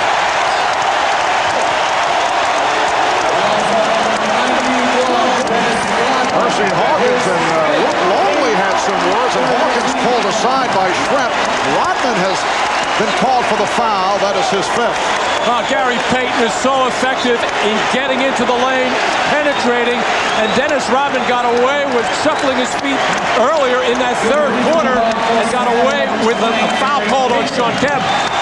This time he steps inside to draw the foul, and then Sean Kemp right in the face of Luke Longley. And nothing called? What is that all about? Wow. Sean Kemp's been above stuff like that virtually this entire series. Gary Payton extends to a 70-65. Dennis Rodman sitting down after picking up number 5.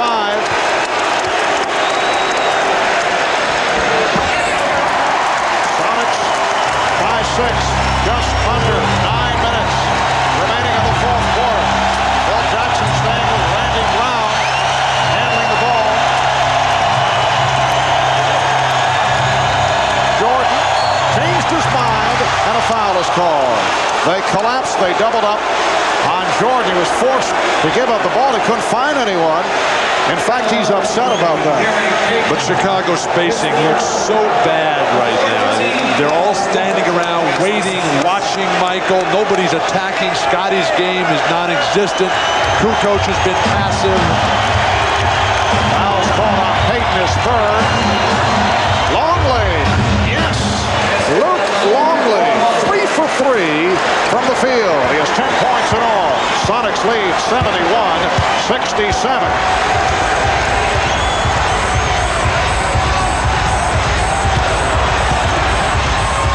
Kemp whips it out. Hawkins returning to Kemp.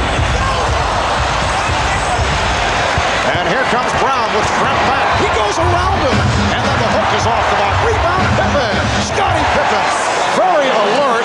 The Sonics seem to be standing around. Well, Sean Kemp got caught after he missed that shot up in the fans and the television cameras on the sideline. He's holding that right hand. Sonics by 2. Kemp with the spin. Stripped by Jordan. Michael Jordan knocking it away from Sean Kemp. Pippen for 3. Pippen on the rebound. Pippen rebounded by Kemp. Scottie Pippen is now 4 for 15. Here's Payton challenging Jordan. And Pippen to the ball. Wild end-to-end basketball here in the fourth quarter. 7:20 remaining. The Sonics holding on to a 2-point lead. Longley. And Perkins came up with it. Michael Jordan furious and frustrated at the kind of play that Luke Longley just trying to make there. Just everybody standing around, though. The triangle offense is stopped dead. And a foul, a reach-in is called. It is on Jordan. And with 7 minutes to go in the fourth quarter, both teams now with 4 team fouls. This will be a foul shooting contest down the stretch. Timeout called. Sonics 71, Bulls 69.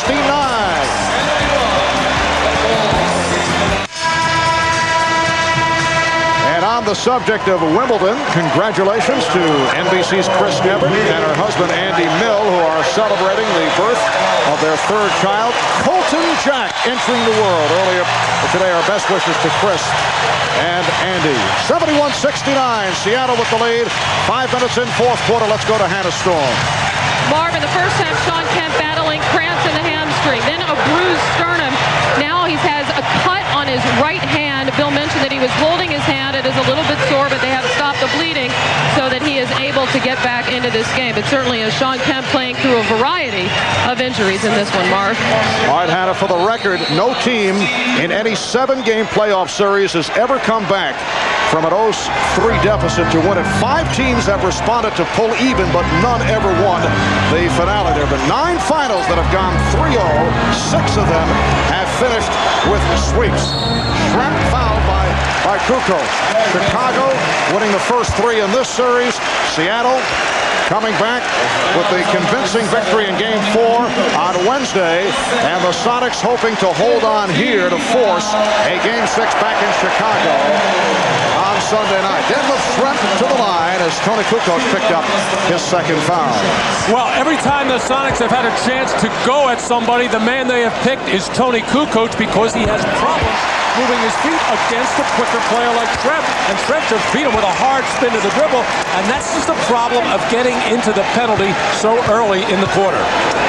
But give credit to the Sonic players for having the discipline to get to their post-up offense with Kemp, with Schrempf.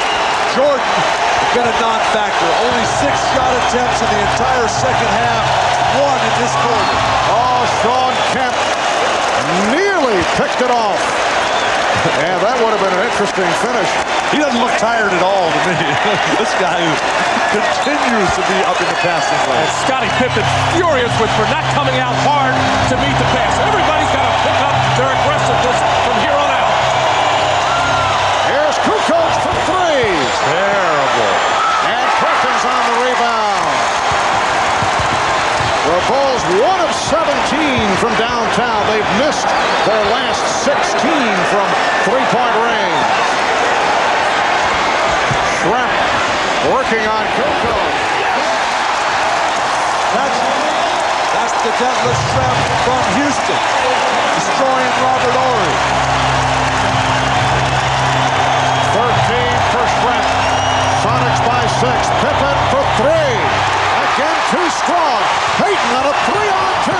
for Shrimp, who pulled it back.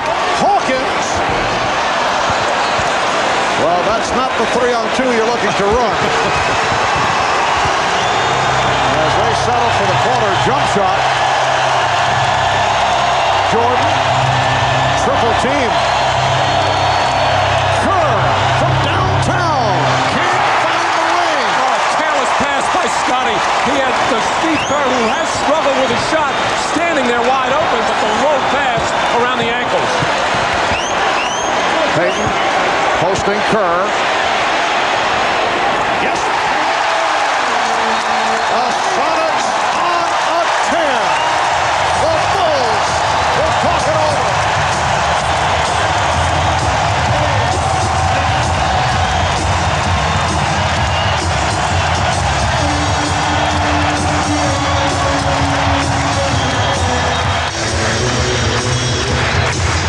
Better than 17,000 at the Key Arena.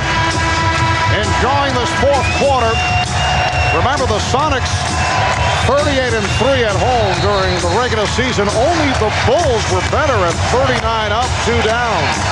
But right now, with Chicago getting hammered, you got to wonder if that big push during all season and playing so brilliantly to earn their distinction as one of the greatest teams of all time, if that took too big of a toll, because right now the Bulls are a battered team and Seattle is playing terrific ball. Michael Jordan has attempted only one shot in this fourth quarter. Kukoc again comes up short, and it's Shrimp on the ball. Just under 5 remaining in the fourth quarter. The Sonics lead 77-69.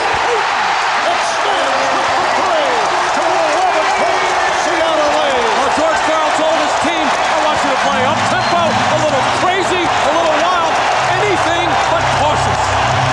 9-0 run by the Sonics. Dennis Rodman back on the floor playing with 5 fouls. Longley's pass deflected out. Last touch by Seattle with 9 on the 24. Mark, this is exactly what Seattle needs as they go and look at Game 6 on Sunday. They've got their game back. They got their confidence. They truly believe now. Jordan for 3. Payton has Hawkins. Jordan trailing. Hawkins extends for an 82-69 lead. And again, Phil Jackson calls for time.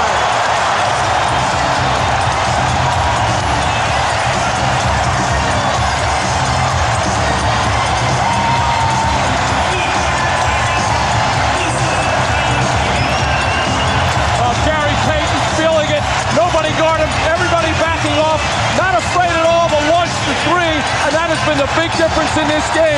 The Sonics have made their threes, the Bulls have not, and an attempted 3-point shot by Jordan, the release by Hawkins, and the Sonics are running away from Chicago.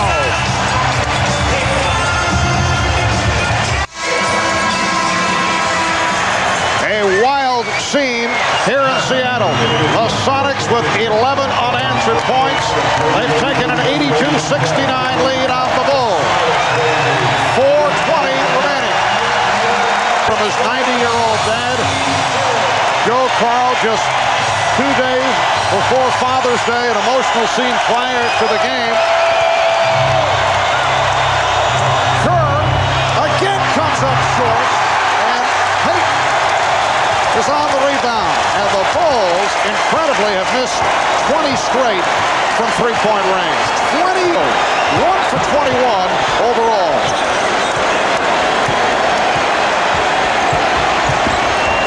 Payton forced it.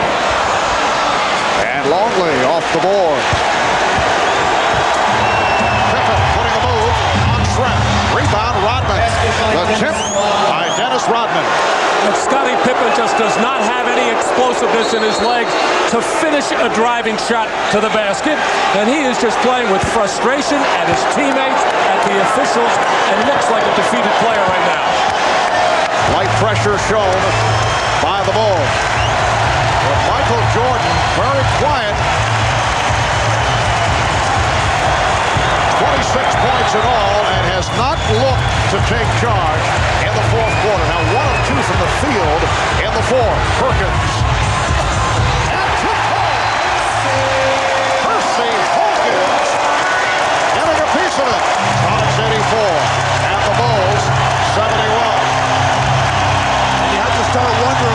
short turnaround is going to mean. Seattle, of course, is going to come in full of energy. Oh, Scottie Pippen hitting a three, and he thought it was foul. Having words with Jess Kersey, thought he was hit on the arm. So after missing 20 straight, Pippen able to hit from downtown. The Bulls have missed 20 straight, and of course Pippen has been struggling from three-point territory. Kent with the shot clock running down. 2:35 to go in the fourth quarter. 10-point Seattle lead. And again on their feet as Chicago comes to the offensive end. There's a three by Kerr. Now remember, Chicago came from 13 down with 5 minutes and 20 seconds to play in Game 3 of the series against the New York Knicks. It forced an overtime. As it turned out, the Knicks were able to win in overtime for the only win of that series as the Bulls went on to take it in 5 games. Well, Pippen's three was almost lucky because he got hit on the play that time. Chicago did a good job of moving the ball around and making the defense work to get that open look in rhythm.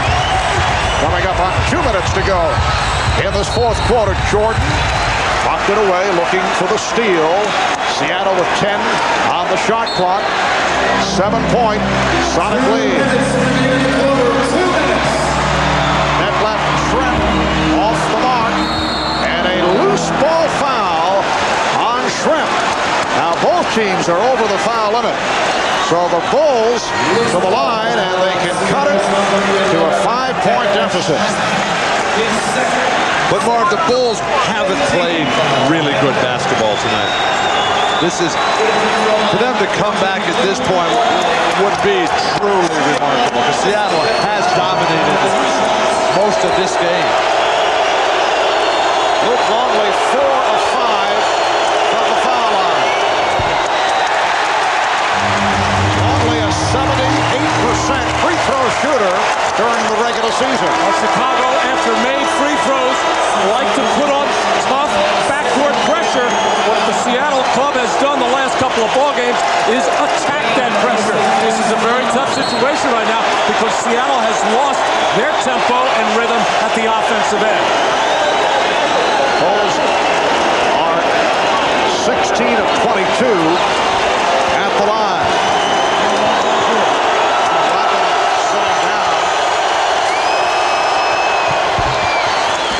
So Longley hits on 1 of 2. Sonics 84. The Bulls 78. Just under 2 minutes remaining in the fourth. I would not think Sean Kemp is the man you want handling the ball in the backcourt, but he's able to get it ahead. Hawkins. Shrimp with a good play to tip it aside to maintain possession. Scottie just couldn't get that one rebound that Chicago desperately needed. And the Sonics wisely playing the clock. Minute and a half remaining in the fourth, taking time off the 24.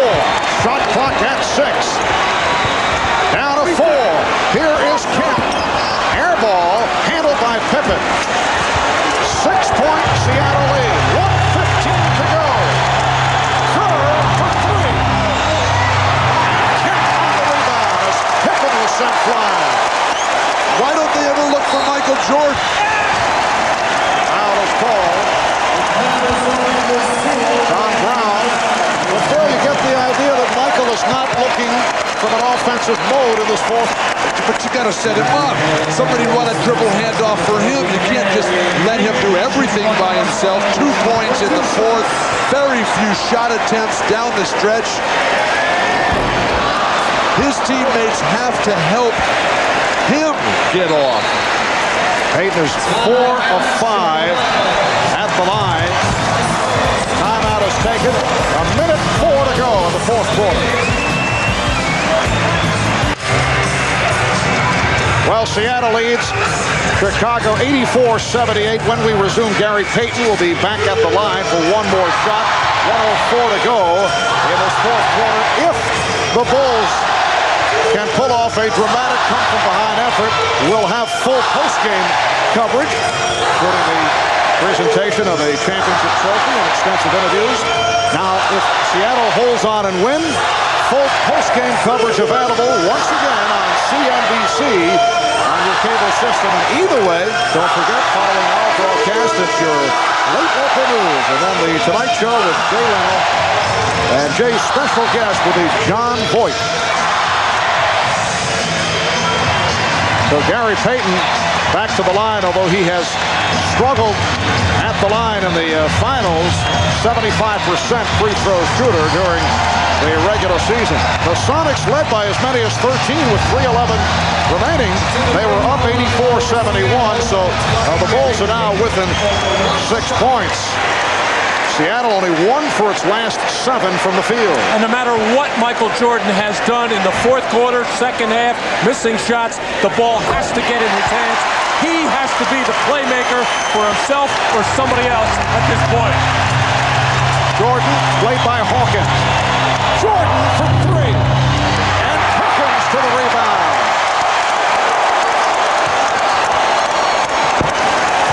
50 seconds remaining. Kemp facing pressure. Finds Hawkins, and he's fouled by Kukoc. Seattle doing a very good job of coming back to the ball. In this situation, forget all strategy other than come to the ball. Once you get it, move it quickly to the next guy. Don't even give him a chance to let him foul you.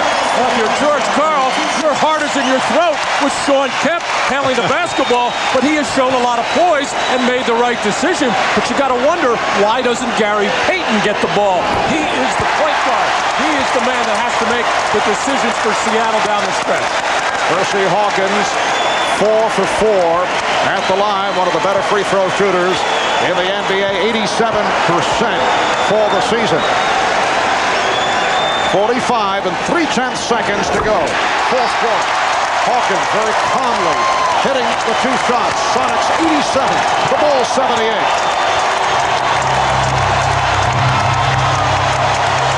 Kukoc trying the baseline. Jordan straight away for 3. And a timeout called by Rodman. Was he able to call for the timeout as he was flying into the Seattle bench? Let's see. Yes, the indication from Jess Kersey is that he did successfully call for time. Down to 26 and 9/10 seconds to go. Fourth quarter.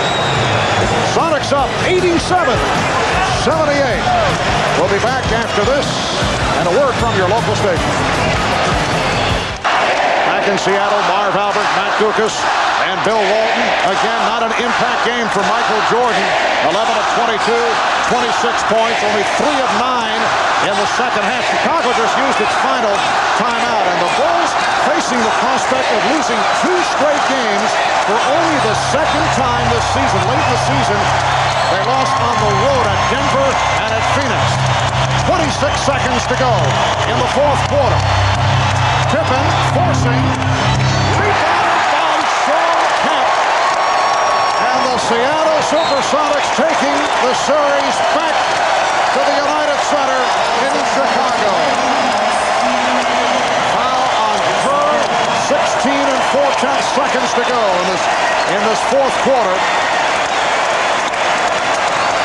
As Gary Payton heads back to the line, and this series heads back to the Windy City with a 3-2 lead for the Bulls. In fact, George Karl now enters the bench.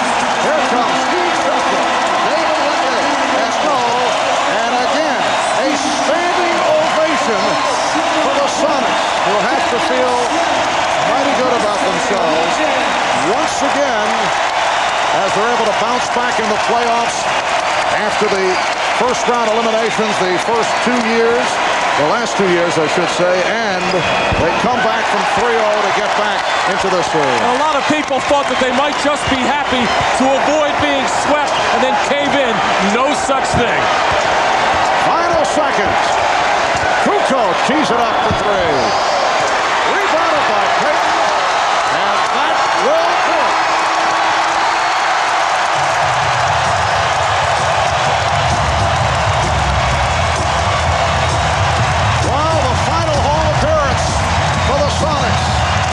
Think they've won the championship, but there are games to follow. A Game 6 in Chicago on Sunday, and perhaps even Sonics with an 89-78 win over the Bulls.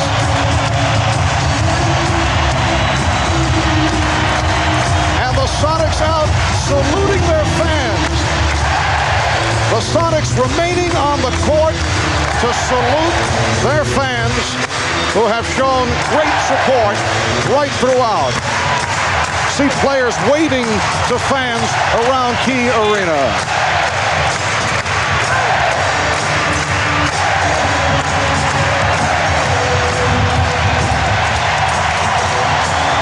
All right, let's go to Jim Gray, who has Gary Payton alongside. Jim? All right, thank you very much, Marv. I'm here with Gary Payton. Gary, the confetti coming down right now. Tell me your feelings and your thoughts, this ovation from this crowd. A lot of people thought you would pack it in and that just one game was going to be enough for you guys. Well, no, that's not us. I like this team. That's why this team is so got a lot of heart. We know that we don't want them to celebrate on our court, so they got to go back to Chicago and do all that. The fans have been great for us, and we just love them for this. Gary, did it look as though in the second half that the Chicago Bulls were a tired, older team? Well, we knew that they were getting a little bit tired, and we had to keep the pressure on them and keep running at them. We have to do that, and they did look a little tired, so we just kept the pressure on. What has changed so much in these last two games than from the first three games? I think we're playing better defense, we're shooting the ball a lot better, and we're not turning the ball over as much. Now you go back to Chicago. What are you going to have to do to win a game in the United Center?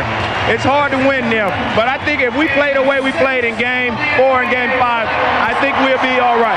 Have you been more successful since you stopped talking to Michael Jordan after Game 2?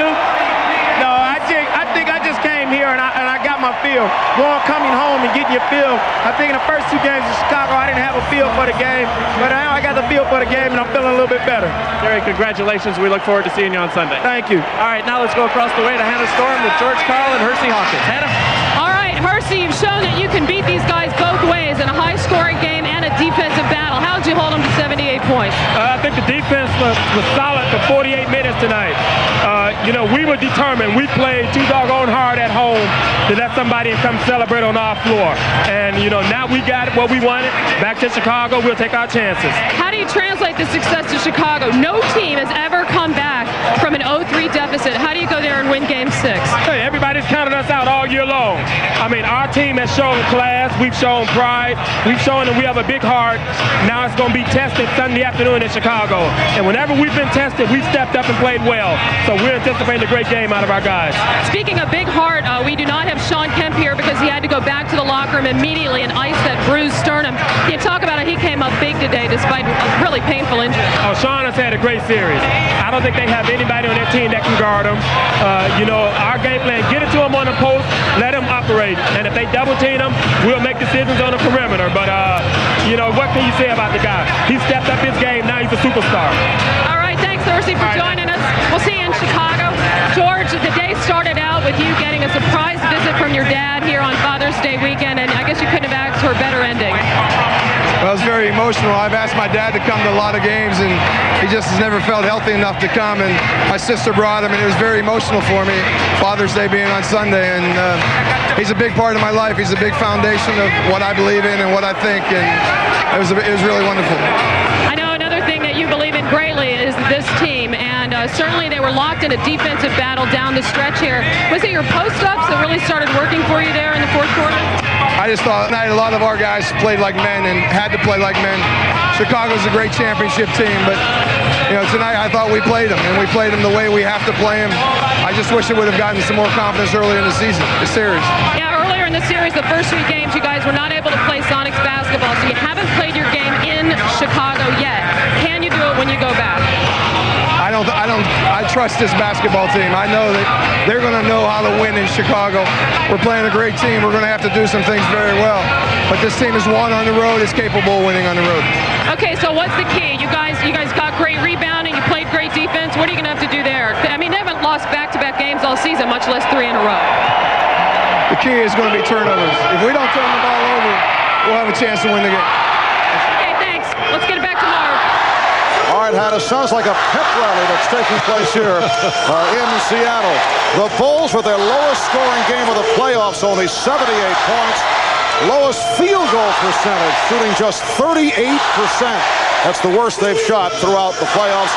And Michael Jordan, once again, not able to have an impact ball game. 3 of 9 from the field in the second half.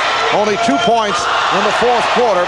Jordan finished with 26 points. The high man for Seattle. Gary Payton, 23.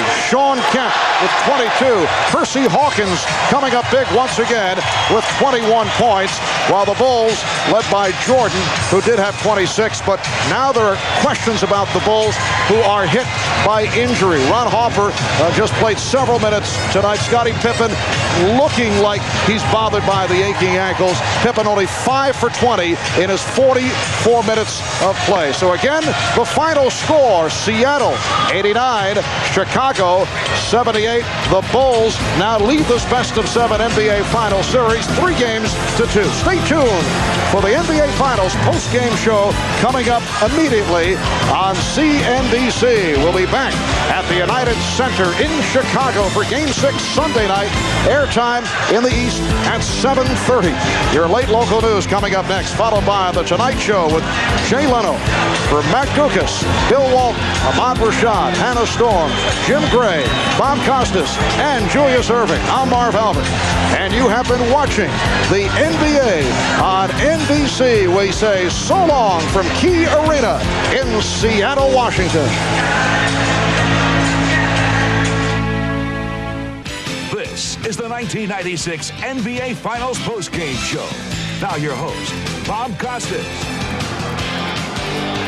We're back here almost quicker than you can hit the clicker to switch over to CNBC. The Sonics have won it 89-78, and they force Game 6 on Sunday night. So it will be Father's Day as the Sonics look to continue the mother of all comebacks. This is flat out unbelievable. And the way they did it, Pete, you got to give them all the credit in the world. Wow. Tremendous courage. George Karl came into these playoffs telling his team, you've got to do something classy.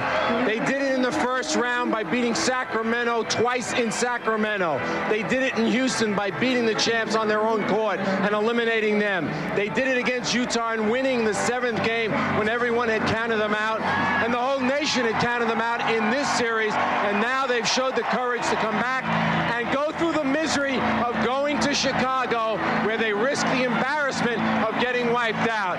But they have done something very classy. You know, I think based on what they did these last 2 games, they almost can't be embarrassed now. No matter what the outcome, they have made a statement of their own. They came in here with everybody understandably looking at them, despite their 64 victories, as accessories, really, as just foils for the Bulls. And after they went down 3-0, who could be blamed for thinking that Game 4 was just a formality? They made their statement then, and now they've really got the Bulls worried. Well, I think they should have the Bulls worried. The Bulls don't have Ron Harper. He's a valuable asset to their team. The Sonics have found a way to get 3 guys to score more than 20 points a game in the last 2, with 2 other players making significant contribution. If you got 5 key scorers working against you like that, it puts a lot of pressure on your defense. And the Bulls didn't play a bad defensive game today. They held the Sonics to 89 points, but they can't win scoring 78 points. Well, the Defensive Player of the Year is Gary Payton. He was also the top man point-wise for his club, the Sonics. He had 23, Kemp 22. Percy Hawkins, huge game, 21. Here's Gary Payton with Jim Gray. Gary Payton, you came up awful big tonight, 2 points. What's been the difference in these last 2 games? What adjustments have you guys been able to make that have made you so successful now in games 4 and 5? I think we're playing a little bit defense, a little bit better, and we're knocking down shots. That's the main thing to us now. And we're not turning the ball over and letting them get runs. So we're doing a good job at all 3 of them positions. So I think that's what is the turning point for us to win these 2 games. What was the feeling in the locker room? Everybody was talking sweep. You got game 4. Then everybody was talking, well, hey, they just wanted to win a game for their pride. What was the talk in the locker room before the game and yesterday? We don't listen to everybody. Everybody was talking about we didn't have a lot of chance to beat this team. They were going to do this, they were going to do that. Now we're going back to Chicago for game 6. We're going to see what's happening. everybody in the locker room was very positive. That's what we're supposed to be. I like this team because it got a lot of heart and we had a lot of guts. Do you realistically believe that you can win 2 more games, both of them being in Chicago? Yes, I do. I think we played really well in Chicago in the first 2 games, but we turned the ball over too much. But I think we have a good shot. Is this team now on its heels? The Bulls, did they look a little tired to you? They look tired today, but I don't know. It's different when you go back to Chicago. You know, they're going to be ready. Their fans going to be ready. We just got to gut it up and try to win. How about this ovation? All these people still there so long after the game just hollering Supersonics. Well, this is what they're supposed to do, and this is why we love them so much. Gary, thanks for taking the time. Thank you.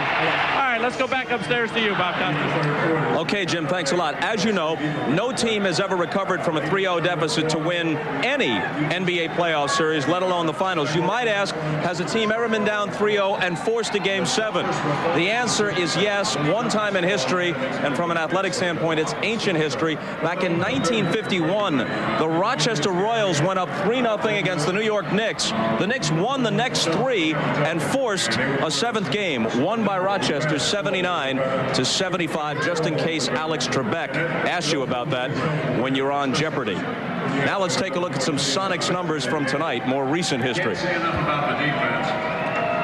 Kemp shot 50% and scored 22.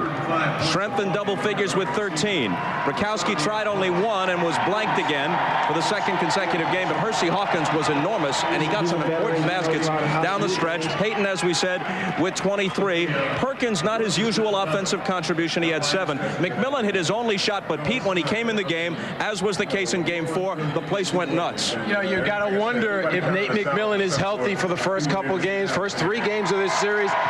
Number 2 is the one they probably would have won without him in there. They had to go with Vince Askew at the point guard when Gary Payton sat down. Many turnovers in that game. Now the Sonics have proved they can win without Irvin Johnson and Vince Askew. As if that question hung in the air. Let's take a look at the Bulls numbers before we turn to Dr. J. Presto, they appear. Jordan had 24 points after 3. He sat out the first few minutes of the 4th quarter as Phil Jackson tried to have him fresh for a run. He came in, immediately hit a tough turnaround jumper, his first shot of the period, to bring him to 26. After that, he only took a handful of shots. He wasn't involved in the offense. He didn't look to take the game over, and he was scoreless for more than the second half of that 4th quarter, Doc. Well, you know, I think Michael, in his own mind, did look to take the game over, but what the Sonics were doing, anytime he received the ball in the low post, he got triple coverage. They weren't satisfied just to double him. They made him pass the ball, saying that somebody else is going to have to beat us other than Michael Jordan, or somebody else is going to have to send this game to a close finish, in which the Bulls would clearly have an advantage because they're the team that has executed so well all season long and could be counted on to be the best at executing what they needed to do down the stretch. I'll throw this out to both of you.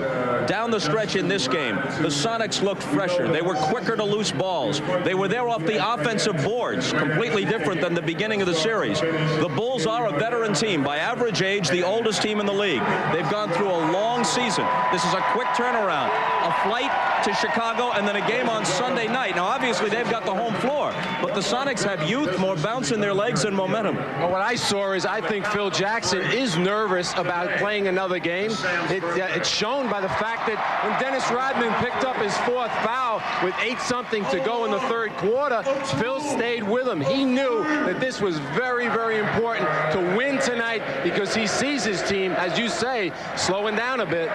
Doctor. The Sonics have a tremendous amount of confidence now, and what George Karl is probably telling them, hey guys, you know, the home court advantage is clearly theirs. They got 2 chances. They might be a little relaxed, saying, well, if they lose a 6th, there is going to be a 7th game. But we have to go in and we have to figure that we did what we needed to do at home.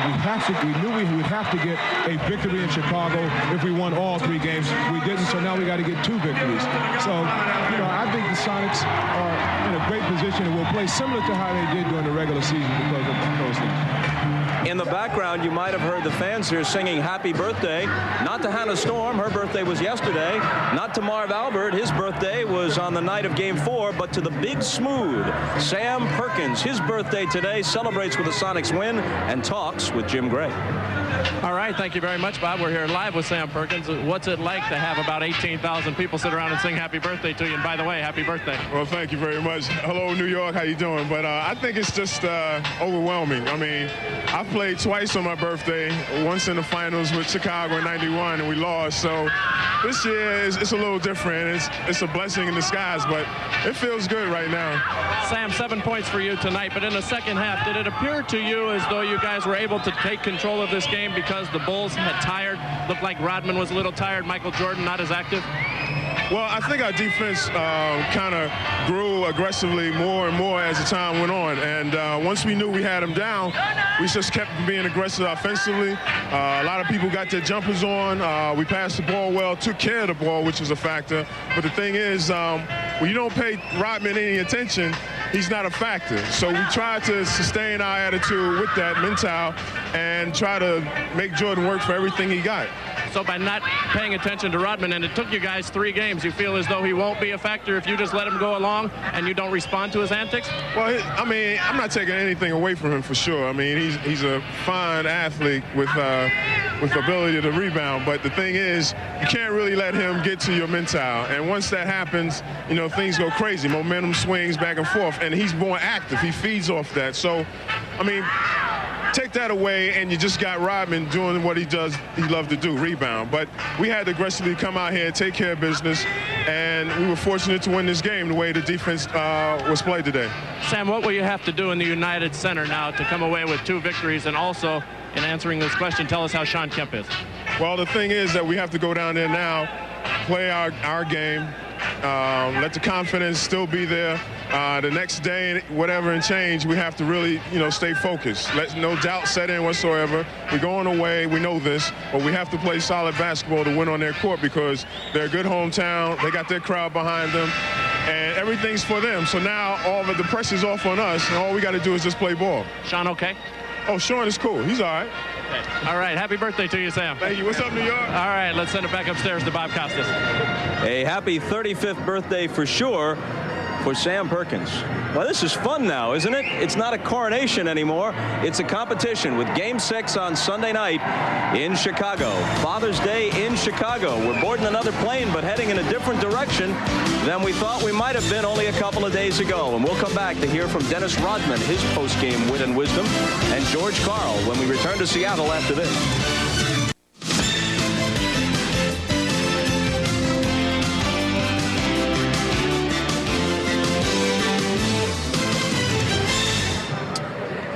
Back at the Key Arena, they're emptying out. The happy Sonic fans spilling into the streets. Their team wins at 89-78. And we go to Dennis Rodman, who is with Ahmad Rashad. All right, thanks, Bob. Dennis, what a difference the last 2 games have made. What's been the difference in your play as a team? No different. We just didn't hit shots. Simple as that. We're in the game. We just didn't hit shots. They hit shots. We should have capitalized on things they did wrong. But, you know, that's where it goes. A lot of people thought when you came in here, up 3-zip, that it was a 1-game series. But you guys looked at it like you just had to win one of the next 4. Just win 1 game. Let's go home and try to win it there. But we got to step up a notch and try to win at home. But people are all panicking and things. That's what the game is all about. The energy level that Seattle had coming out, did that surprise you? No, it didn't surprise me at all. I love things like that, you know. I'm probably one of the only guys in the league get screwed on calls and things like that. And it's a shame that they want to make me an example, but that's okay. That's okay. Got to go home and take care of business. Do you think them winning those 2 games, now their confidence level's up, that'll be tough to handle? Well, it doesn't matter. It doesn't matter. We just got to win 1. Just 1. If we can't win 1, we should not even play the basketball game. All right. Thanks, Dennis. All right. Back to you, Bob. Dennis not terribly interested in engaging Ahmad Rashad in any sort of extended chit-chat, apparently. 6 points and 12 rebounds for Rodman. Perhaps Nate McMillan will be in a more talk he is with Hannah Storm. Yes, and Nate McMillan, quite the popular guy here, surrounded by a lot of patient microphones. Let's get right to it. The defensive effort was astounding on the part of the Sonics. How are you able to be so effective against the Bulls? Well, I think that's the key. We've been a good defensive team all season long, and the first 3 games, the defense wasn't there. And the last 2 games, the defense was there. And you see what type of team we can be once our defense is put into the game. And that sets the tone for our offensive game, our transition game, and the way we play. What has been the difference in the last 2 games that enabled you guys to play Sonic basketball? I know that your presence has something to do with it.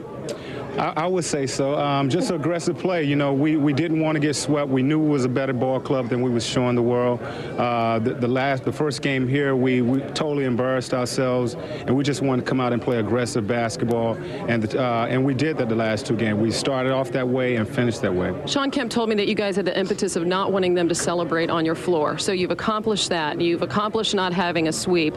Now, where do you set your sights for Game 6? Well, we're just looking at one game at a time. You know, we know it's going to be difficult in their building to win, but we felt we had good opportunities in both games in Chicago to win those games. We felt like we lost those games and they didn't really beat us. So we have a good opportunity, and we're just going to go there and play our game. The finals are a learning process for a team that hasn't been there, and most of you guys haven't. So how is this a different team going into Chicago this time than was there for Games 1 and 2? Well, what we're doing is believing in what we've done the whole year long, and that's work as hard as we possibly can on both ends of the floor. It starts with the defensive end, and we put that into the game, and we've had success in the last 2 games. So even though it's the finals, we're not changing anything. We're just doing the things that we've done all along. Okay, we'll see you in Chicago on Sunday. Okay. Bob? Thank you, Hannah. Nate McMillan, the classy veteran, played 21 minutes.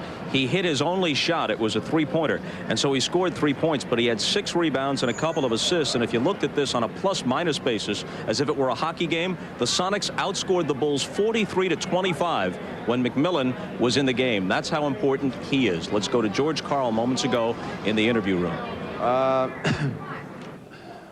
I think one thing we're doing is we're getting more comfortable with their offense and their cuts and their cuteness. They run their offense as well as anybody in basketball.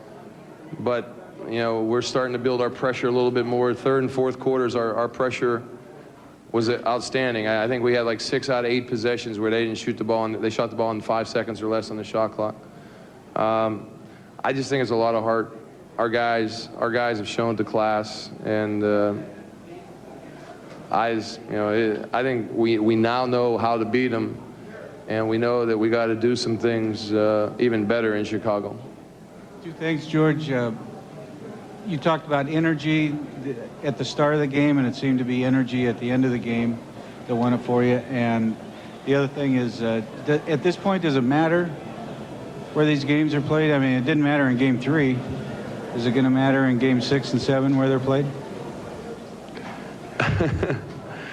Well, I know the crowd that we had the last 2 games was as loud as it's been in this building, and it was fantastic. The fans did a great job of lifting us up.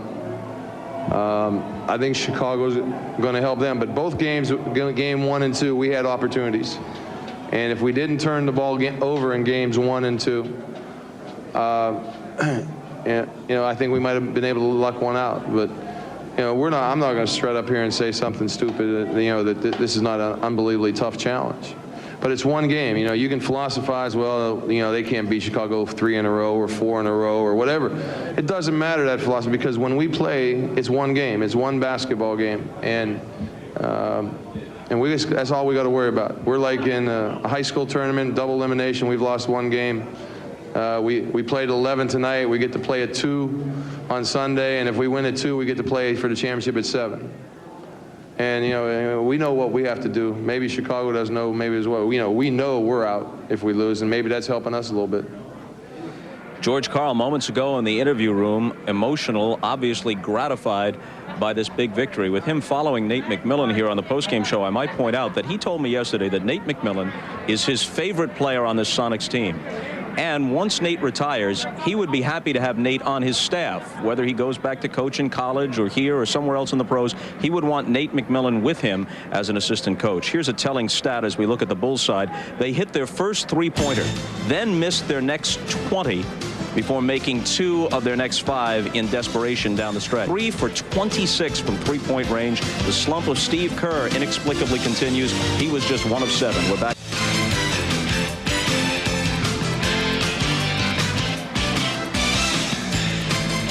In the aftermath of the Sonics Game 5 win, Sean Kemp is live with our Hannah Storm. Take it, Hannah.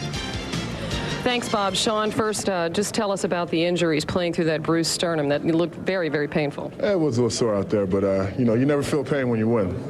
You only feel the pain when you lose. So it's a good night. I'm going to have to put a lot of ice on it tonight and pay a little attention to it tomorrow, but it won't stop me from playing.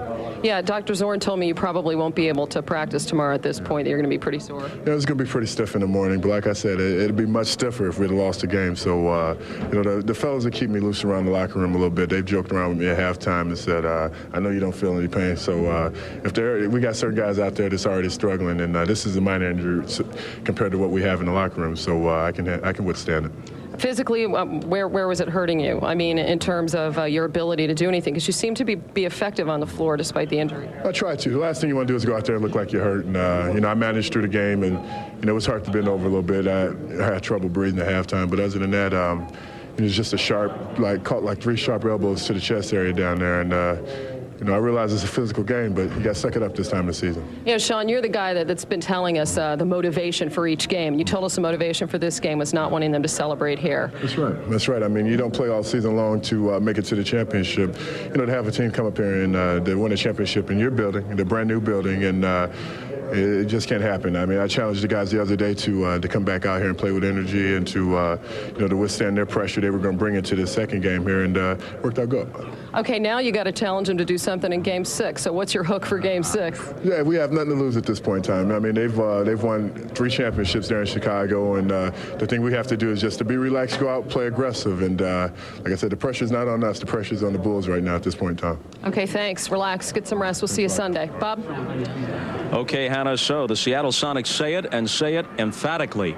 Not in our house, you don't. It would have been bad enough to lose the finals, the last game on your home floor. But now, in this new setup, the league says the celebration takes place on the floor. We'll present the trophy on the floor. That would have been galling for the Sonics. If it happens for the Bulls, it'll happen now at the United Center. And we go to Phil Jackson moments ago. This is on tape as he met the press. Get back to Chicago and take them on. The plan was to come out here and win a game. We won the first one. Obviously, they were able to rally back for these last 2 games. This game tonight was great intensity out there. I thought they played a great defensive second half. They throttled us a little bit down there at their end of the court in front of their bench. And we had some trouble with the pressure defense in that third quarter. The fourth quarter, they got the momentum a little bit there. We had to make a run, a hard run. We couldn't ever find the 3-point shots to bring us back into the ball game. And the difference is obviously our shooting. Didn't shoot the ball the way we can or the way we'd like to. Talk about not having Harper in there, what it means offensively and defensively, especially when they turn up the pressure like they did tonight. Well, you know, Ron just gives us a big defender, and he gives us a player that plays without the ball and moves without the ball well, operates well inside our offense. But, you know, we feel tonight that we had our opportunities to win that ball game. We didn't get to the foul line in the second half, obviously, even though we got them in the penalty with 9 minutes to go.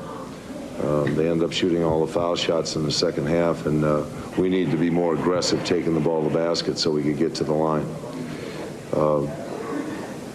Situation. So Phil Jackson's Bulls are heading back to Chicago, not with the trophy, but with unfinished business. And we're heading courtside. Marv Albert, Bill Walton, Matt Gukas. Marvelous. All right. Thank you, Bob. First of all, Bill, let's talk about Seattle. Can the Sonics win at the United Center in Chicago?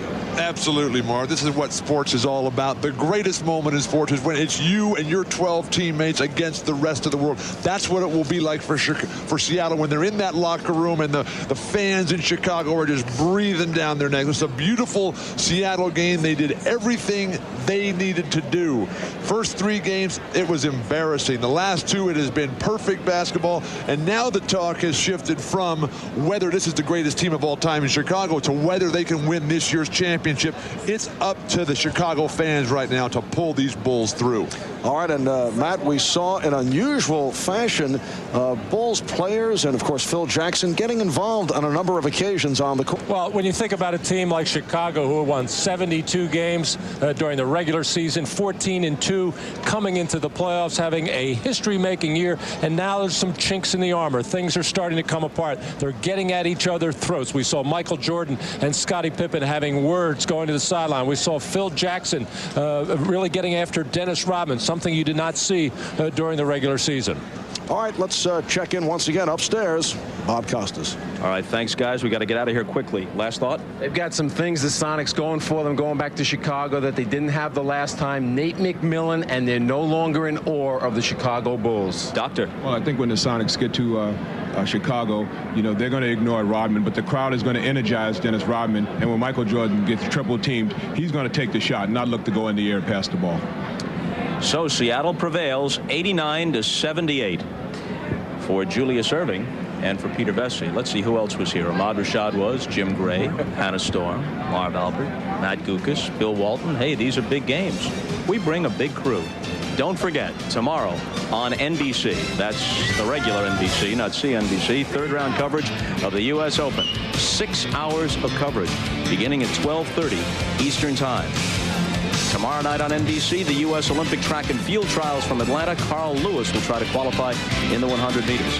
And on Sunday night, also on NBC, Game 6 of the NBA Finals back at the United Center in Chicago. Airtime for that, 7:30 Eastern. The champagne remains on ice. Coming up, back over on NBC, The Tonight Show with Jay Leno. For our entire crew in Seattle, I'm Bob Costas. We will see you on Sunday night. How about this series, folks? So long for a while.